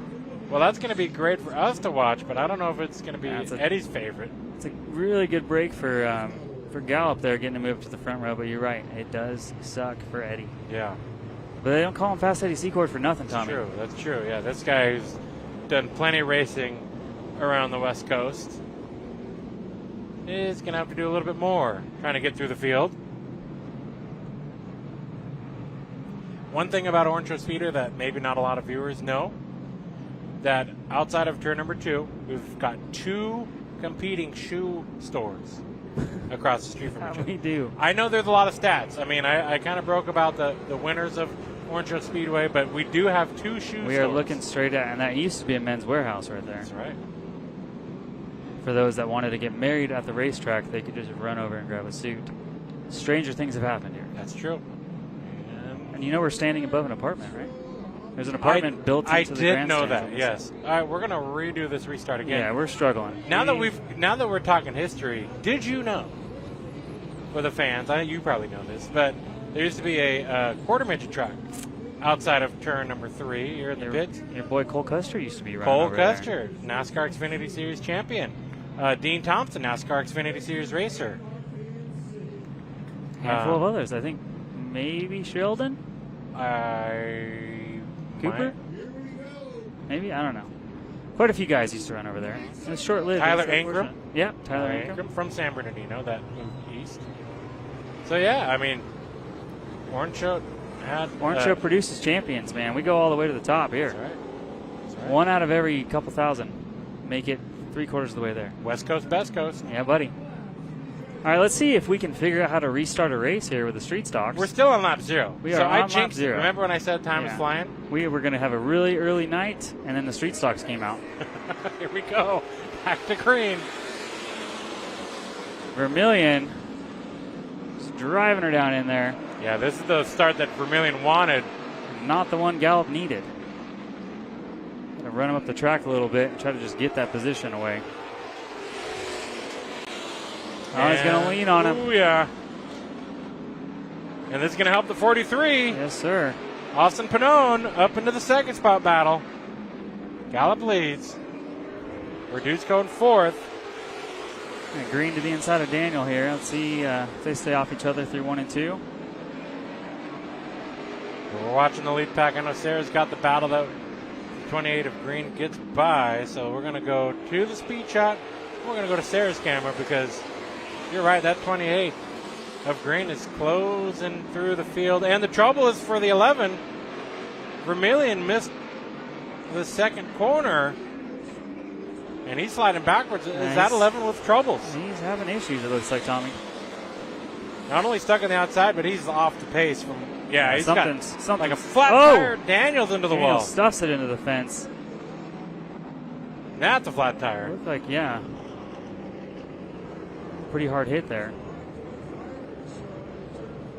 Might be a fortunate break for Vermillion if he does have an issue, but obviously not the way Ryan Daniel wanted to see this night go, and killed the right front there. Yeah, that thing is more done than done.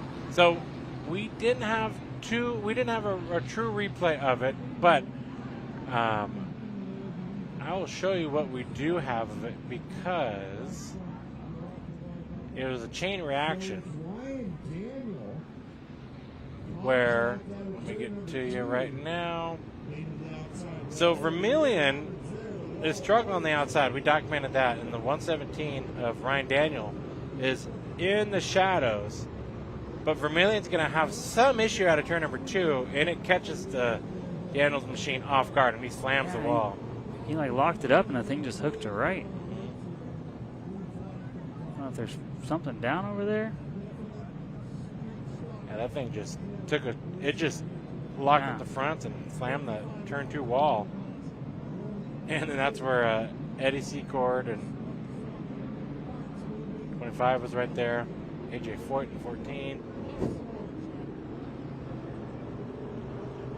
So that was the caution here on lap number 4. I'm really curious that little stretch of events. Joe Fernandez, not AJ Foyt. That Too is a very close. AJ Foyt looking paint scheme. Samsonite. Yeah. I know we need Copenhagen on the hood of that thing. I know, we do. Maybe that's the idea. Daniel, so I'm going to see if we got a camera over and see if Matt can give us a shot. I don't know if we can. Or maybe Sarah. In the hot pit area outside of turn number 4, you see the 117. I don't believe that car's back on track. Yeah, I they're don't see him thrashing. coming back. They are thrashing. So here, let's see. We're on Sarah's shot there. I'll be super impressed, but I had to have killed that right front. I would think so. I mean, if there was 2 or 3 laps to go, yeah, you figure it out. But yeah, the crew manager said, "You're done, pal. You're done." We should get an angry Ryan Daniel climbing out of the window pretty quick here, though. Think so? Net's going to fly and then the helmet? Oh, yeah, I see the gloves thrown across the dash. I mean, I don't blame him. I'd be pissed off, too. It's such a weird incident, too. Yeah. No, I mean, just trying to avoid. And it really just looked like the thing took off towards the fence. It's a rough spot to hit, too. I mean, all of it's concrete, so it's all pretty rough to hit. Yeah, yeah. So they're choosing, by the way, and I don't want to surprise anybody, but everyone picked the inside except for green. All right, going to the speed shot here. So you see everybody inside except for the green 28, which is technically black and gold. Vermilion on the outside. And Eddie's taking that outside as well, trying to get some spots back. Yeah, the more quick cautions he has, the better it's going to be. Yeah, see if he can get in front of Verduzco here.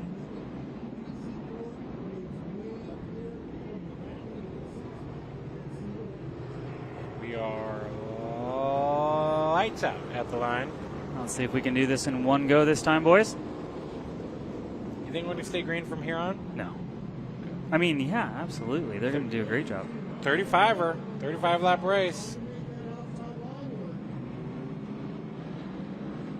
Tyler needs to start going. And we're green. Good restart there. See if Pannone can get in behind him before Green has a chance to come down. Oh, Green push right there in the center. But do we have a hole? No, not necessarily. Secord doing a good job of getting to the bottom there. Hopefully he can keep Vermilion pinched or stuffed up on the outside. Helps when the one car is shoving him up there too. Verduzco sliding the nose a little bit. So Green goes to third. Pannone in the second. Now the battle is for fourth. Really tempting Eddie to go 3 wide there coming out of 4. Jay, you think that's a situation where Jay's occupied with Vermilion and Secord's ready to pounce? Yeah, I think he's probably just overdriving it a little bit, trying to get by that 11 car and just washing up the track.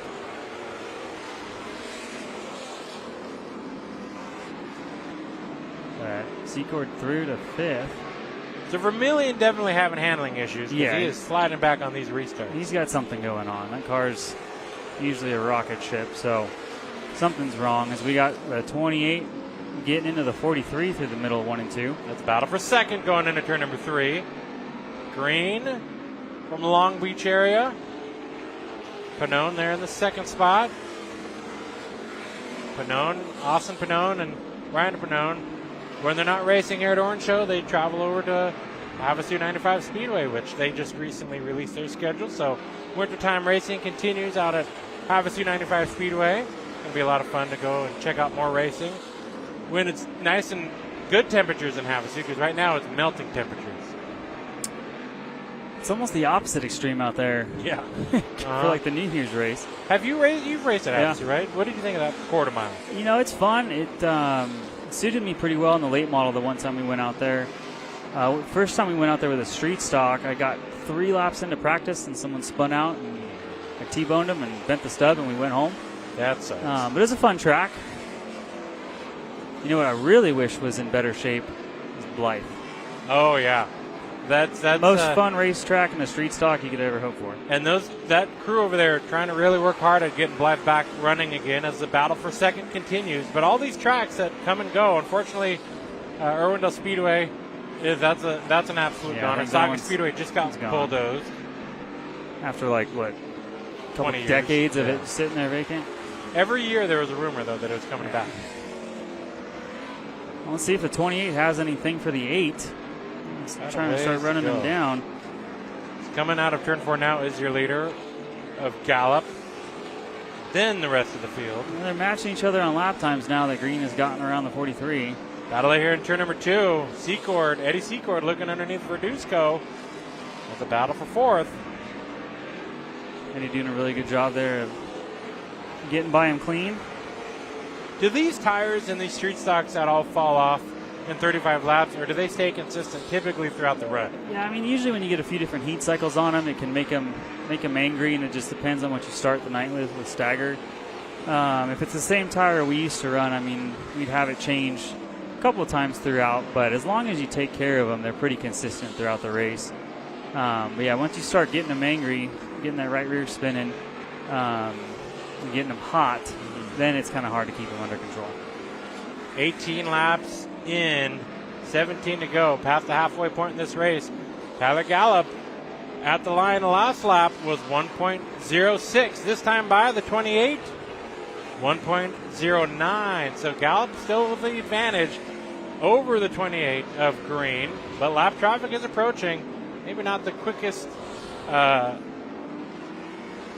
pass for Gallup, but it's going to make it work there. Right, perfect timing into turn number 1. Yeah, that worked out really well. Katie Secord moving up for him there. And he'll be running down Fernandez next, but it'll be a few laps before we get there. And the leaders are pretty much matching lap time, so as long as Tyler doesn't have anything go wrong on him, I don't want to do the commentator's curse. Right, yeah, that does happen. I don't want Tyler coming after me. He's a pretty big dude. I've been on that end plenty of times. I typically start talking good, and then that's when they screw up. Is that why I lost all those races, That's Tom? right. Yeah, look, there's Kyle Meyer. He's 2 laps ahead. Boom. And then with 2 laps to go. Yeah. Or a caution comes out and somebody wrecks me. Yeah, drives over you on the restart. Yeah. All right, so here's a battle into turn number 1, the 35 and the 1 of Verduzco. These two, we saw the pass earlier, but Jay has yet to let the 35 drive away. It's a battle for 4th on track.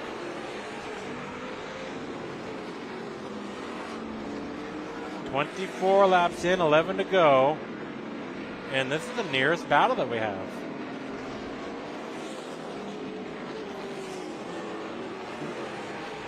Curtis in the number 25 avoided that snafu in turn number 1 and running a good respectable top 10 race here. As Gallup into turn number 1, he's opened up 1.04, which means that the 28 is closing in. Not by much, but yeah, he gave up about 2/10 that last lap. 8, about a 10th that lap. Yeah, so 0.8. 28's closing. Yeah, Green is reeling him in. So you'll see the 8 car of Tyler Gallup leading, and then the black 28 closing in first and second on screen. He's got to get around Fernandez quick here. Hopefully he'll give him the lane. Fernandez does, and it just holds up to 8 a little bit, but nothing bad. At the line, 0.7. You think we're running out of time, though, with 6 to go? Yeah, I mean, he's got to be doing more than a tenth a lap for sure. But, I mean, it does look like it's getting pretty close. See you this time, 0.6. Yeah, we're picking up a tenth a lap. It's going to be right there at the end, Tommy. And then at that point, it's all about how much bumper you're going to use. Because And Gallup's not going to let you by. no, and I've never personally raced against Green, but I don't know. Have you seen him? Is he going to use the bumper? No, he will make a mark if possible, but he's not going to drive it into the left front or He's left not going to rear. stuff you into E Street? No, he's not. Championship family out at Irwindale Speedway. So been there and done that in street stock racing. Tyler picked up a little bit there, so stabilized some with 3 to go, coming to 2. You think that could have been the spotter up above saying, hey, you're good. Step on it there, bud. Uh-huh. As long as it's 25 car, this thing's got a little squirrely in 1 and 2 there. That's Curtis. Curtis, a dirt track racer, sliding over to the pavement area. First saw Curtis racing out at Paris Auto Speedway, which is a half-mile dirt track in the Inland Empire. Oh, yeah, this is going to hold up the 8 of Gallup. I think he should be fine. Green does send it down in there. White flag waves. We've got a battle. Coming to the checkered. Gallup's going to hold on. Well, that just about worked into Green's It was almost. lap. Yeah. Yeah, but and Curtis didn't do anything wrong. No, he's allowed to run his line. He's running his he was pace. already a lap down, so Yeah. he probably should have got out of the way. But he made it exciting for TV. he How about did. that? He did make it exciting for you fans at home. Yeah. And all you SoCal boys back east. Tyler's going to burn it down. I think so. You know? You think this is a statement? Because I feel like he was one of the ones on social media that felt targeted.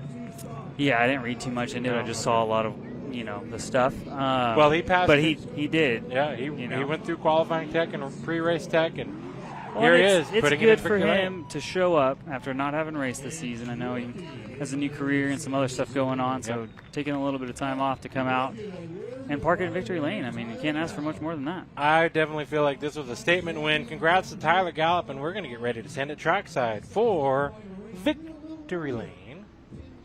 Once we get that all set up. And here we go. Sending it trackside. Air Force, Army, and the Marines to rise. Well, I have a veteran down here. Yeah, Tyler Gallup. He was in the military. Once a Marine, always a Marine. So when he gets out of this car, I want all of you guys to make sure he hears that. I have never congratulated him here at the Orange Show Speedway. Nope, somebody else was doing it. But tonight, I'm going to get to interview him. And I'm going to make sure he says something. I know he's amped up. What did I tell you? Woo! Congratulations. Congratulations. Thanks. I want you to share what you want to share tonight. I want you to share tonight with all of them up there. You got a round of applause for being a Marine Corps, in the Marine Corps. Once a Marine, always a Marine. This night, get a drink, of course.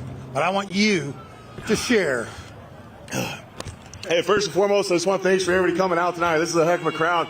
It's been a while since we got to race in front of this many people. It's awesome. It's exhilarating.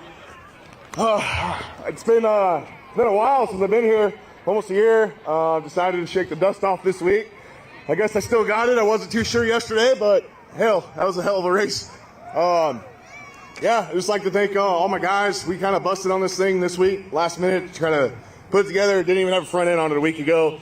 Well, my dad, Bobby, Paul, Jason, the Daniels, Josh up in the spotter stand. He always gets mad if I don't give him a shout out. And I got my boy running out here somewhere. It's pretty cool to win with him here. It's awesome. Pretty cool. We're on TV tonight too. That's awesome. Shout out to my wife. She's watching back home. The neighbors, everybody there. This is awesome. We're gonna party when I get back. Love you. Let's hear it for Tyler Gallup and that number 8 car, our winner tonight in street stock. Was he still a little bit amped up? I felt he was. Probably still is.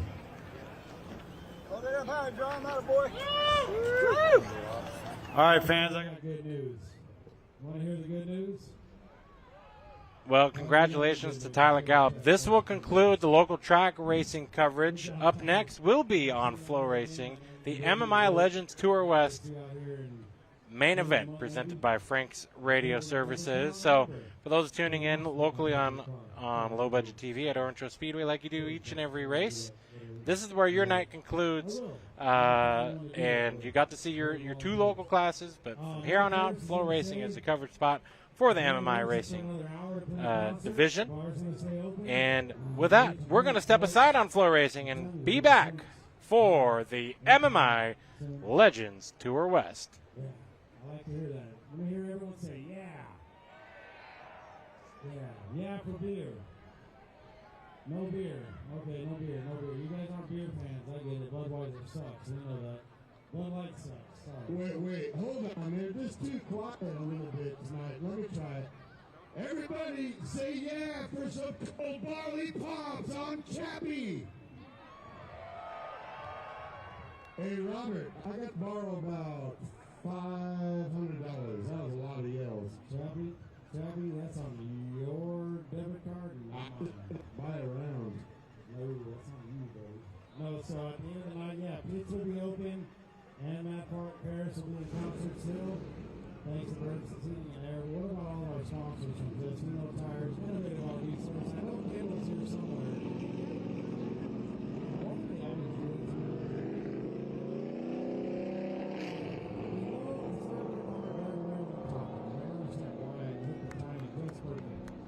Cheer them on, folks. Cheer them on. Get on the track.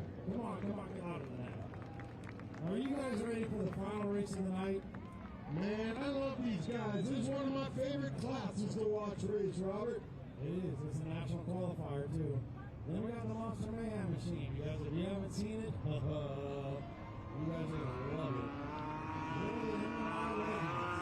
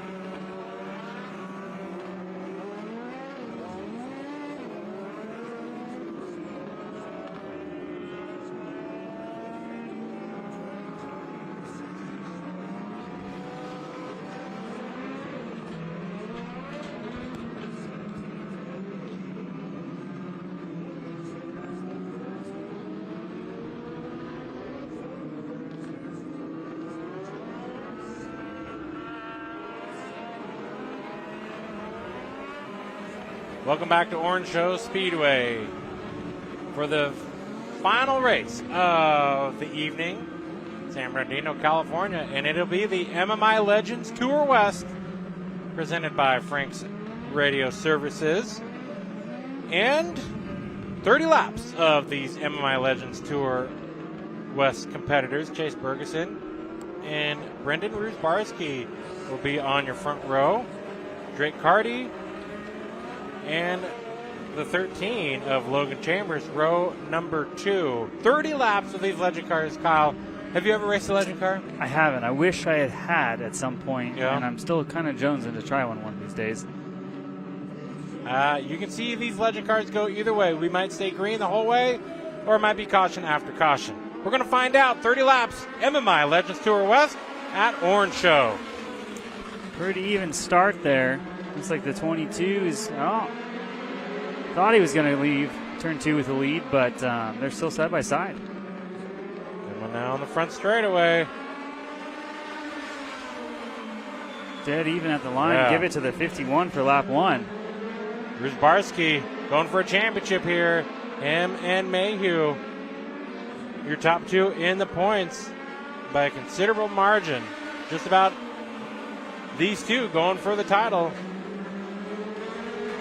Ferguson, though, into the lead out of turn number 2. We have a pretty tight little pack of 5 here up at the front, making it exciting. Racing each other really hard, but pretty clean so far. Mayhew trying to look for a way around Chambers is on the outside, the black and white. 13 with a 17 to Mayhew. Sticking it down into turn number 3, getting the job done. Bergeson leads. 26 laps to go. Yellow, turn number 4. That looks to be the 53 of Jaden James. Jaden's going to spin out behind that light pole there. See if I got anything on the speed shot of what happened, possibly. Could be a little far away distance, but still something maybe. Catch a long glimpse. distance call. Let's see here.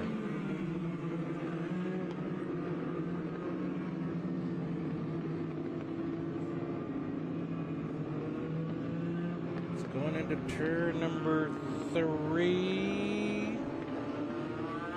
Might have been a lap ahead. Yep, I did. This is okay. We're under caution, so you're not missing anything but me missing the replay. Just an extended replay. Nothing wrong with that. Going into 3 this time. Did I get it right? I think I did. All right, well, we're going to see it another lap. Still under yellow, folks. No worries. Bonus coverage is what this is called. This is called Tommy. And I mean, the speed shot is just such a fantastic shot. Yeah, it is pretty cool. And right there's a tag. So it should be that lap. Looks like got into the back of, I believe, the 07 of Torres, and Jaden goes for a spin. Well, and honestly, the impact between Chambers and Mayhew should have been a lot worse. Thankfully, that wasn't too bad. All right. We have chosen on this track. And Ferguson will bring the field to the green on the inside, with Cardi going to line up on the outside. As we are 3 laps in to this 30-lapper, 27 laps to go, pace truck peels off, and the MMI Legends Tour West Legend cars go green. And it is always that land rush into turn number 1. You can see the battle here for 3rd. Logan Chambers on the inside, Cardi on the outside. 13 in the 66. And Mayhew trouble there. Bazin going around. Bazin and Torres will bring out the second caution. And these two angrily drive away.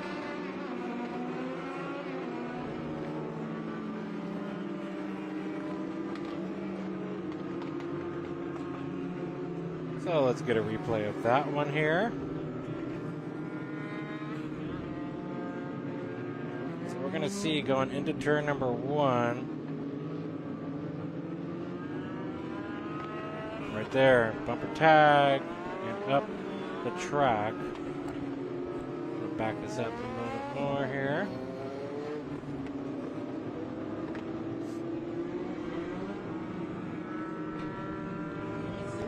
Just Torres and the 42 making contact with each other. And up the track into the corner. And that's how we're under the second caution of this MMI Legends Tour West main event. I feel like if you're in your living room right now and that pace truck drives by with those gnarly flashers, it's probably illuminating the entire living room. Oh, without a doubt. It's like watching Cops. Yes, You know? exactly. Yeah. Everyone wonders what you're doing. Why are the cops only Why are the inside cops your house? just in your room? Yeah. And why do they have flashing lights in there? Or maybe you're just having a disco party, you know? Yeah, maybe. All right, we're choosing now. Going to try this one again. Ferguson wasting no time to go low. Rusbarski low. Everyone choosing the bottom. Great opportunity for the 13. Yep. Move up a couple of rows here. 53 just drove over the V. He's going to be in the That's middle. a penalty. It is. I wonder if they do slap your wrist hard or not. 53's going to the outside. So I think that's what that decision was.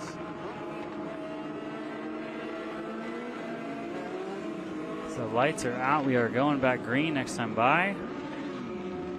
See if we can have another successful land rush into one, as Tommy put it.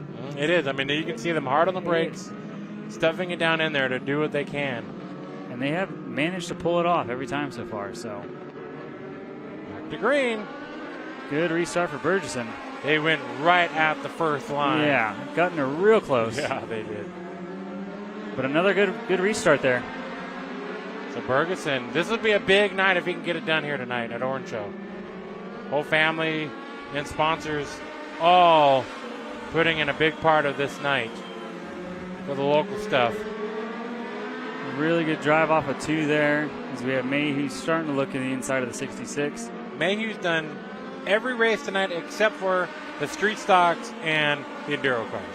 So I don't know where he fell short. I mean, somebody should have put that kid in enduro tonight. Yeah. But Mayhew always wanted to bring out his race cars here. Looking around, and there's all single file racing for the most part. Your top 5 on screen now. The 66 taking a peek on the outside just to cross back over. That's Carter there in the 66. We saw him running up front there briefly up for the lead. Then slip back to 4th.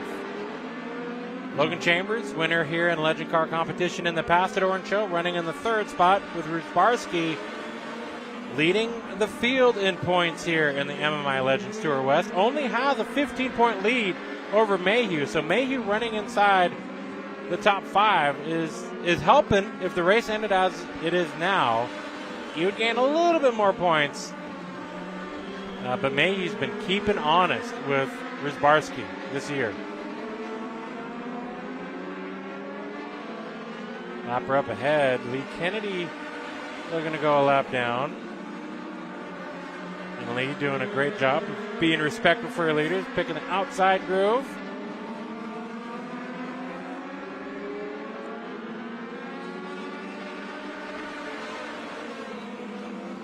And everybody single file. I don't see any battles breaking out except for possibly in the top 5. Battle for 3rd starting to take place. Taking a peek and then a little bit of a shot into 3.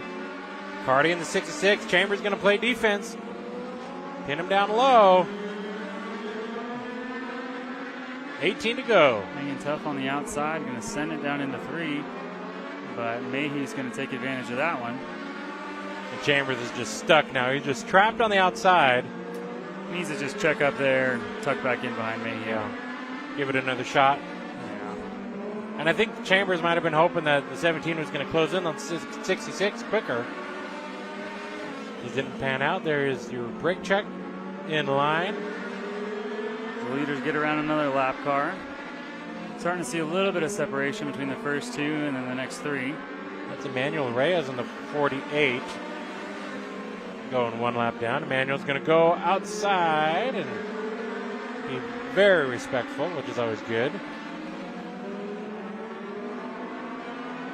As Chase Burgesson been racing out on the summer shootout, Charlotte Motor Speedway. You've seen it live here on Flow. Every time I turn Flow on, I see Chase Burgesson racing somewhere. Running out on the East Coast. Florence, I believe he just came back from. Florence, won a race out there.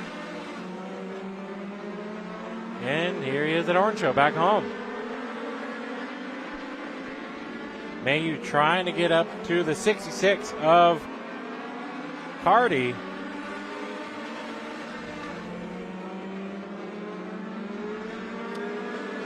And our whole top 6 all running almost identical lap times, but like I said, Mayhew finally making a move coming out of 4 there. Gave a light bumper into turn number 3, and now we have a new 3rd place runner. So Mayhew and Rusbarski, 1st and 2nd in points, 2nd and 3rd on track. Hardy's going to fight back though. He's going to want the inside. Little return bumper tag into 3. It gets a little sketchy getting up on that apron, especially in those little cars. It doesn't look like there's much of a bump down there, but that apron will upset the car and shove you right into the one on the outside of you. Yeah, it'll de-wedge your car big time. And car already way sideways. I wonder if that was maybe on the brakes. Entry, yeah. Too much front brake there. Inside of 10 laps to go. 8 till we're done. 22 laps in. And Chase has been leading this one from the start. The 22C of Chase Bergeson has the lead. Really opening it up. Yeah, he's at 1 second ahead of Bruce Barsky running in the second spot. They go by the 29 of Tyler Ellis. Saw the Tyler Ellis fan club in the grandstand area earlier today when we had the band rocking it out here.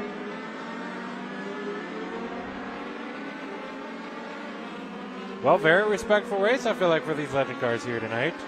Yeah, we got the 66 pushing on the 13 a little bit there. Yeah, that's going into turn number 1. And Mayhew looking for second. She's bouncing around between different battles, but 66 here, and that's Drake closing in on the 13 of Chambers. And then going into turn number 1, you'll see the orange 17 and the 51 of Rusbarski battling for second. And I don't know which one's going to bring out a caution, but they both look pretty dang close. Well, I know Chase Bergeson's really hoping neither of them do. Yeah. Let's just finish this thing up. But 3 laps to go, less than 3 now. Going to be 2 at the line. And Mayhew sends it in there. And then off in the distance, you see the 13 and the 66.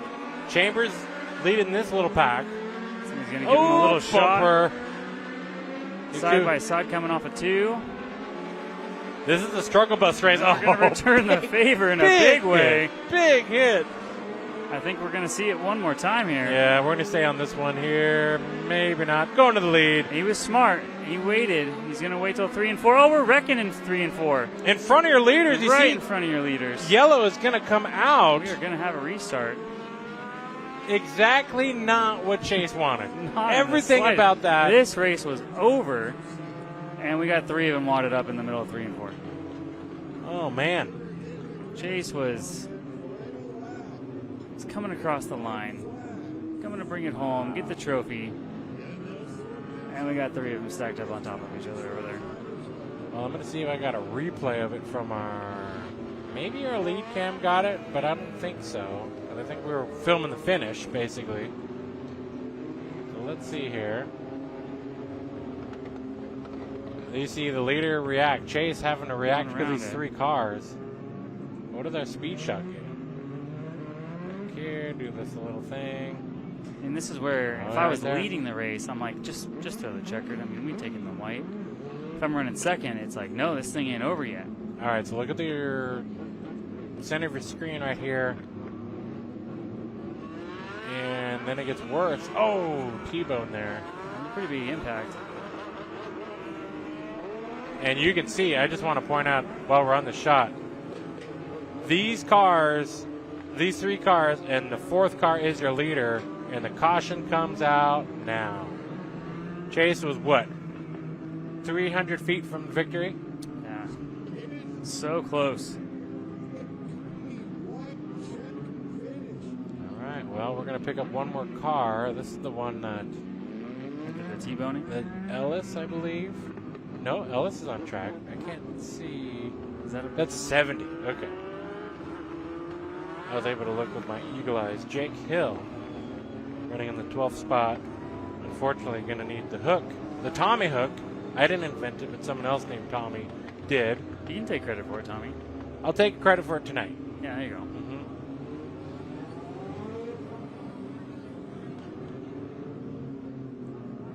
Now they should be lining up single file for this, right? They Inside should. of 10 to go? Yeah, I believe so.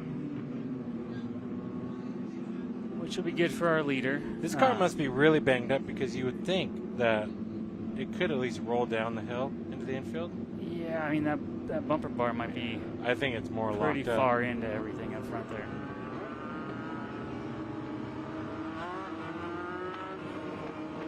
Tough break, man. All these drivers were cruising on home, basically. 300 or so feet away from checkered, and then that wreck wouldn't have happened. Yeah. But we're racing, and racing moments happen. I think we were getting ready to see a little bit of fireworks between Chambers and Carty into 3 there on that last lap, but that was a big one. I'm gonna see if I can pull that up here. Yeah, they were going punch for punch there. Verify if this is it.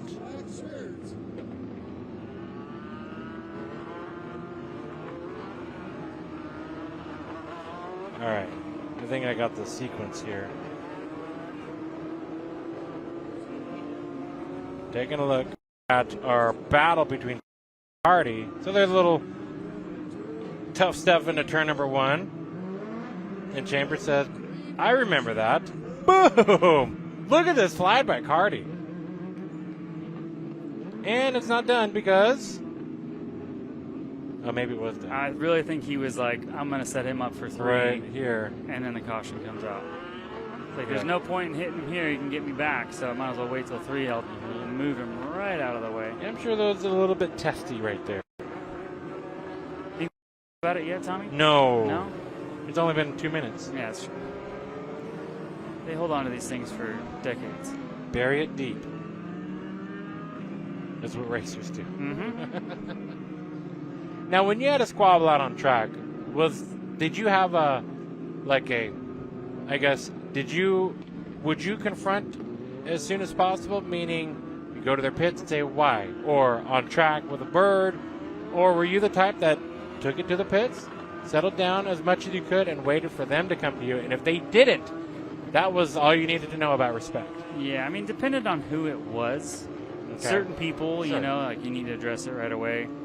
I was always one. I wanted to get the confrontation over with as soon as I could. So kind of forget about it. Someone had a problem with me. Let's talk about it. I mean, I've had people want to punch me in the head, and I'm like, hey, I just want to know what I did wrong.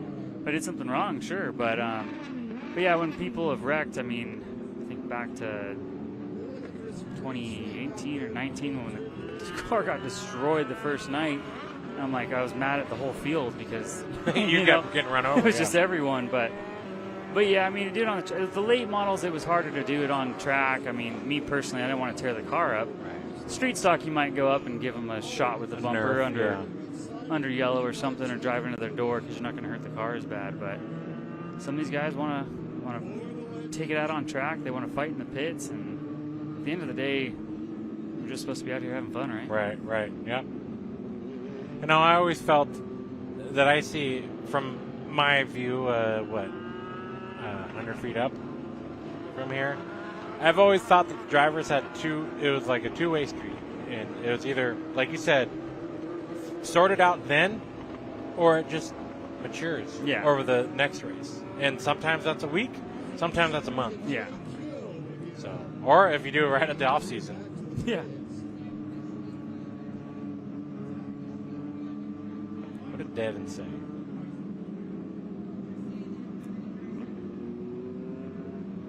Just after 1 a.m. out there in North Kakalaki. Have you been to North Carolina? I haven't, actually. No? I feel like it's like Mecca, Like it is all of us racers need to make a journey out there at some point. Yeah. So eventually I will. You should. Maybe go do the 600 and visit the shops. I've never been out to there. Darlington, I think, though. I've never been to a race out in the Carolinas. My parents lived there for a few years, so I went out to visit them, and of course did all the shop tours, stuff, and whatnot. And it is pretty impressive to see, like, that is the capital of NASCAR and all of stock car racing. But I found it kind of interesting how many dirt tracks versus pavement. There's a lot out there, yeah. But they've got, a lot of good tracks out there. Yeah. Now that Jay's out there, we need to just go out and visit Let's Jay. go back Jay, Let's go take a trip. Go to Mount Airy, too. Yeah. I can whistle. He did say that there's a one of the police cars out in front of, I'll have to look now, in front of the post office or something. Mm-hmm. Sure, I butchered that, too. Well, you are not from that generation, so I don't blame you. Would you watch? So your dad didn't watch. I'm thinking of your upbringing, right? Because my upbringing. I couldn't even tell you what my dad did watch. Though. Okay. That's the thing. He's He always wasn't much probably of a in the TV shop. guy. Yeah. Working on the race car. Yeah. So my dad was always in the garage. In fact, he had a TV in the garage like every. Mine has a TV in the garage now, but it's. Yeah, I couldn't tell you. But it Probably would the be- E channel, like the Housewives and Oh, stuff like that. Your dad was a Housewives person. I think yeah. he is now. I Yeah. think it's like He likes the drama. Yeah, the drama for sure. He's all about the tea.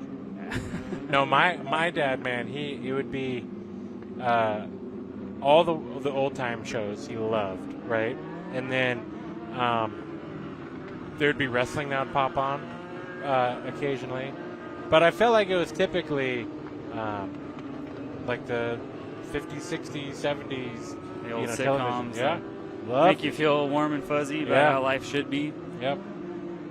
And maybe that's why he watched it, because he then had to pay the bills, right? All right. Well, I see the track is clear. We're gonna see. I see them pointing at the choose cone. No, we're not going to do that. We are to gonna these boys. choose. Holy cow! All right. So What are we doing here? one left dance, possibly. Poor kids. Give them a choose cone on a green-white checkered. Apparently, we want another attempt at a green-white checkered, Tommy. Well, I think it's Chase's race to lose, but man, Mayhew firing off on the outside could have something if he can get it out of turn number 2. Okay. I don't mean that on Chase. I mean that if the 17 doesn't spin the tires. We do have a car stalled in turn number 4. You see, it looks like 07 of Torres. This thing's going to run out of gas. Yeah, Chambers off the track, 13. Logan Chambers down the back straightaway and into the pits. I mean, I'm kidding. I think they have a decent-sized tank. I would genuinely think have so, no idea. But unless you didn't pack it all the way, Yeah. knowing that it's It's only a supposed to 30 be 30 lapper laps. on a quarter mile. But that can easily turn into an endurance race, as we have seen a couple of times. Yep.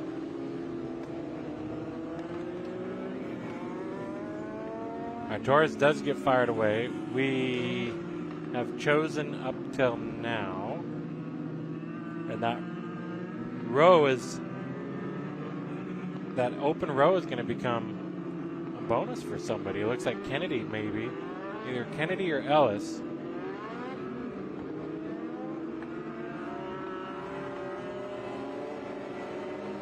Now, the scoring shows the race is complete, so we all know that that's not the case. So I'm going to just take that back down.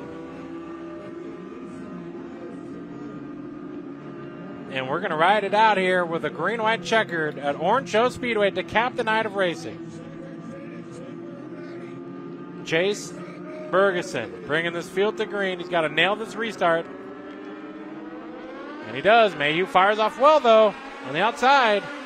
A little sketchy firing off in that kitty litter down there, but Chase is going to be clear off of 2. He's clear enough, and here comes Rusbarski looking to the inside for the second spot. We'll see the white flag again. And into turn number 1, clean and green. Look at Cardi there in the 66.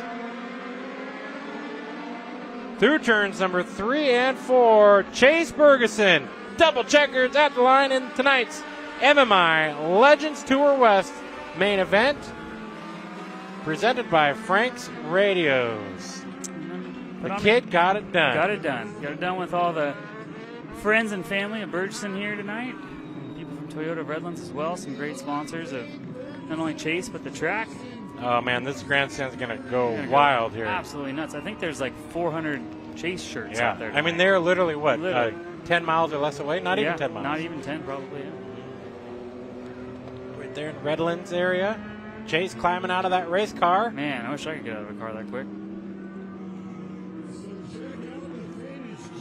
And up on the roof, Chase Bergeson is tonight's MMI Legends Tour West main event winner.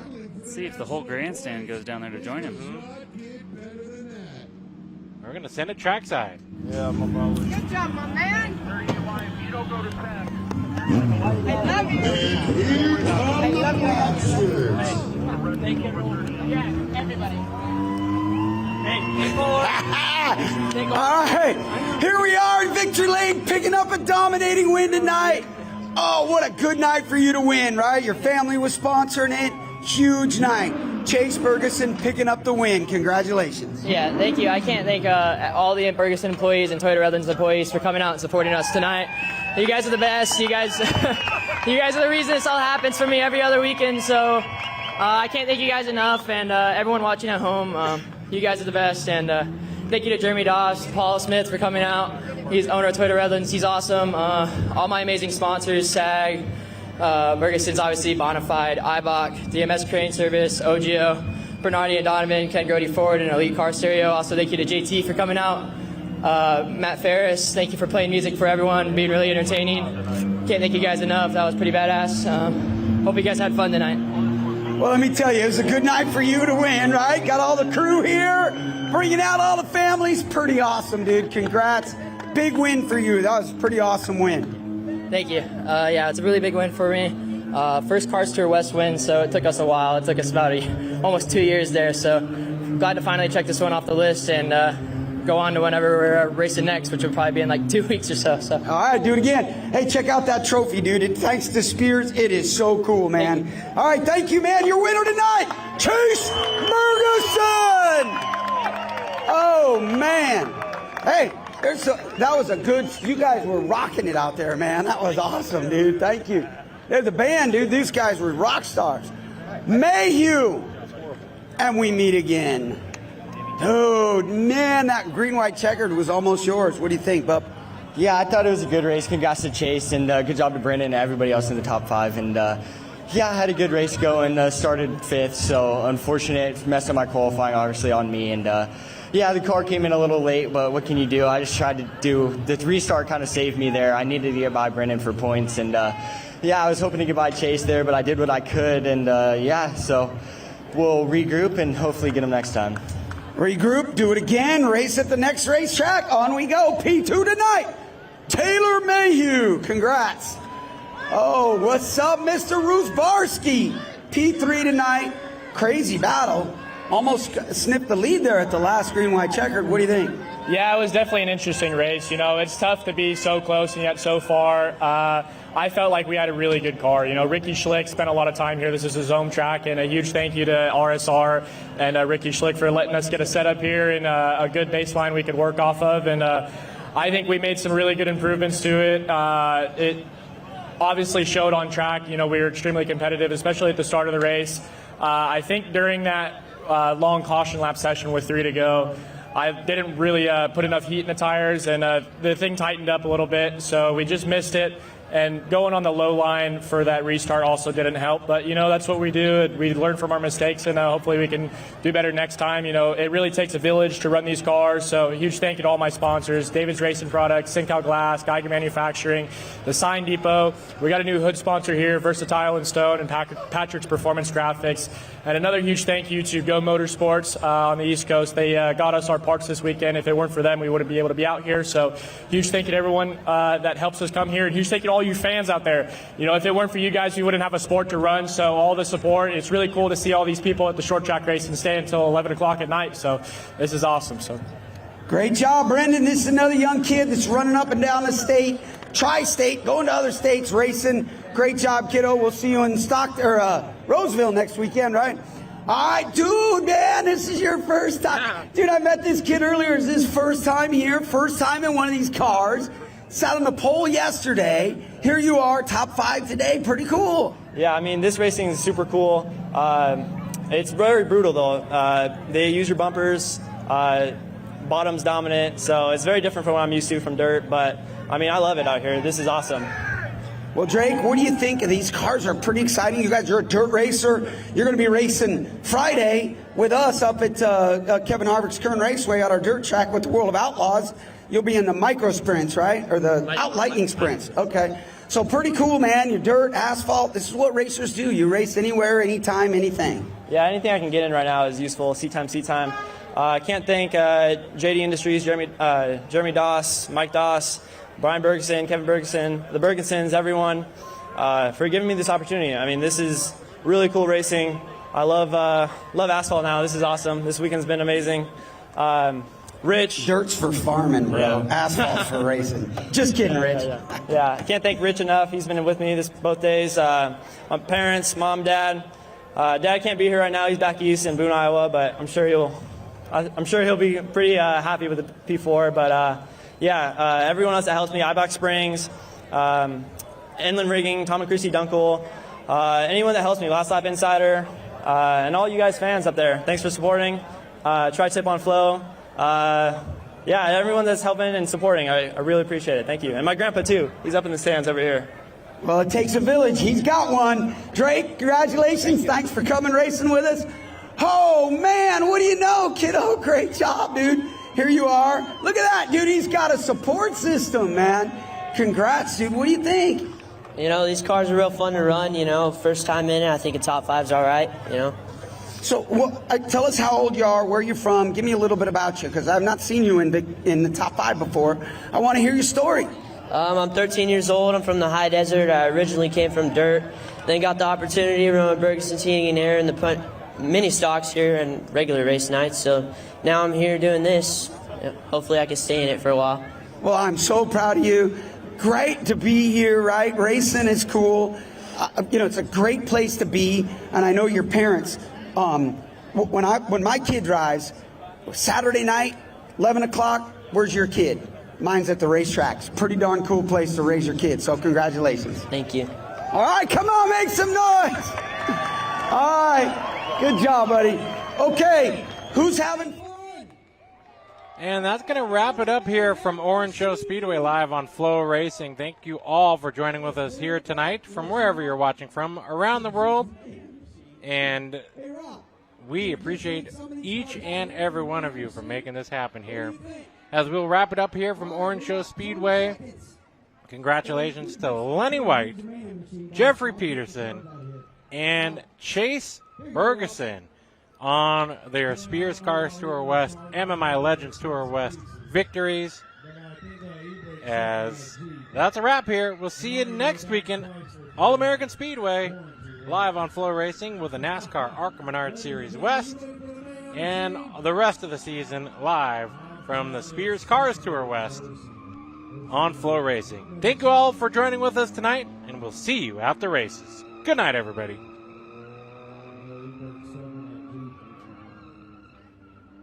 Those were good things back in the day. I don't know. That's probably somebody's Jeep that owned it here in the grandstands. Make some noise if you ever owned a Jeep. Anyone own a Jeep in the past? Yeah, Jeep means just empty every pocket.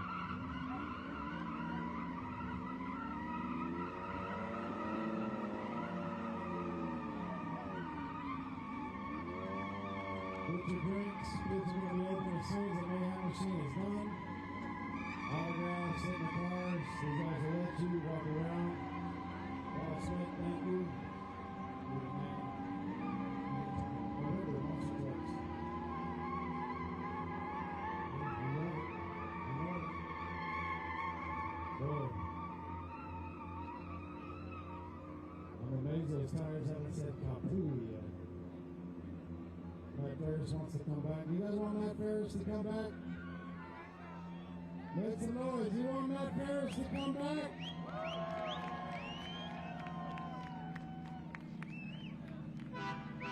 How we do? We're going to play it for an hour after the race is over. And this man machine destroys my trailer and my Jeep. That was from my grandma's backyard. That was what she traveled to Tennessee with. To see Matt Ferris' first country concert. Back in the day.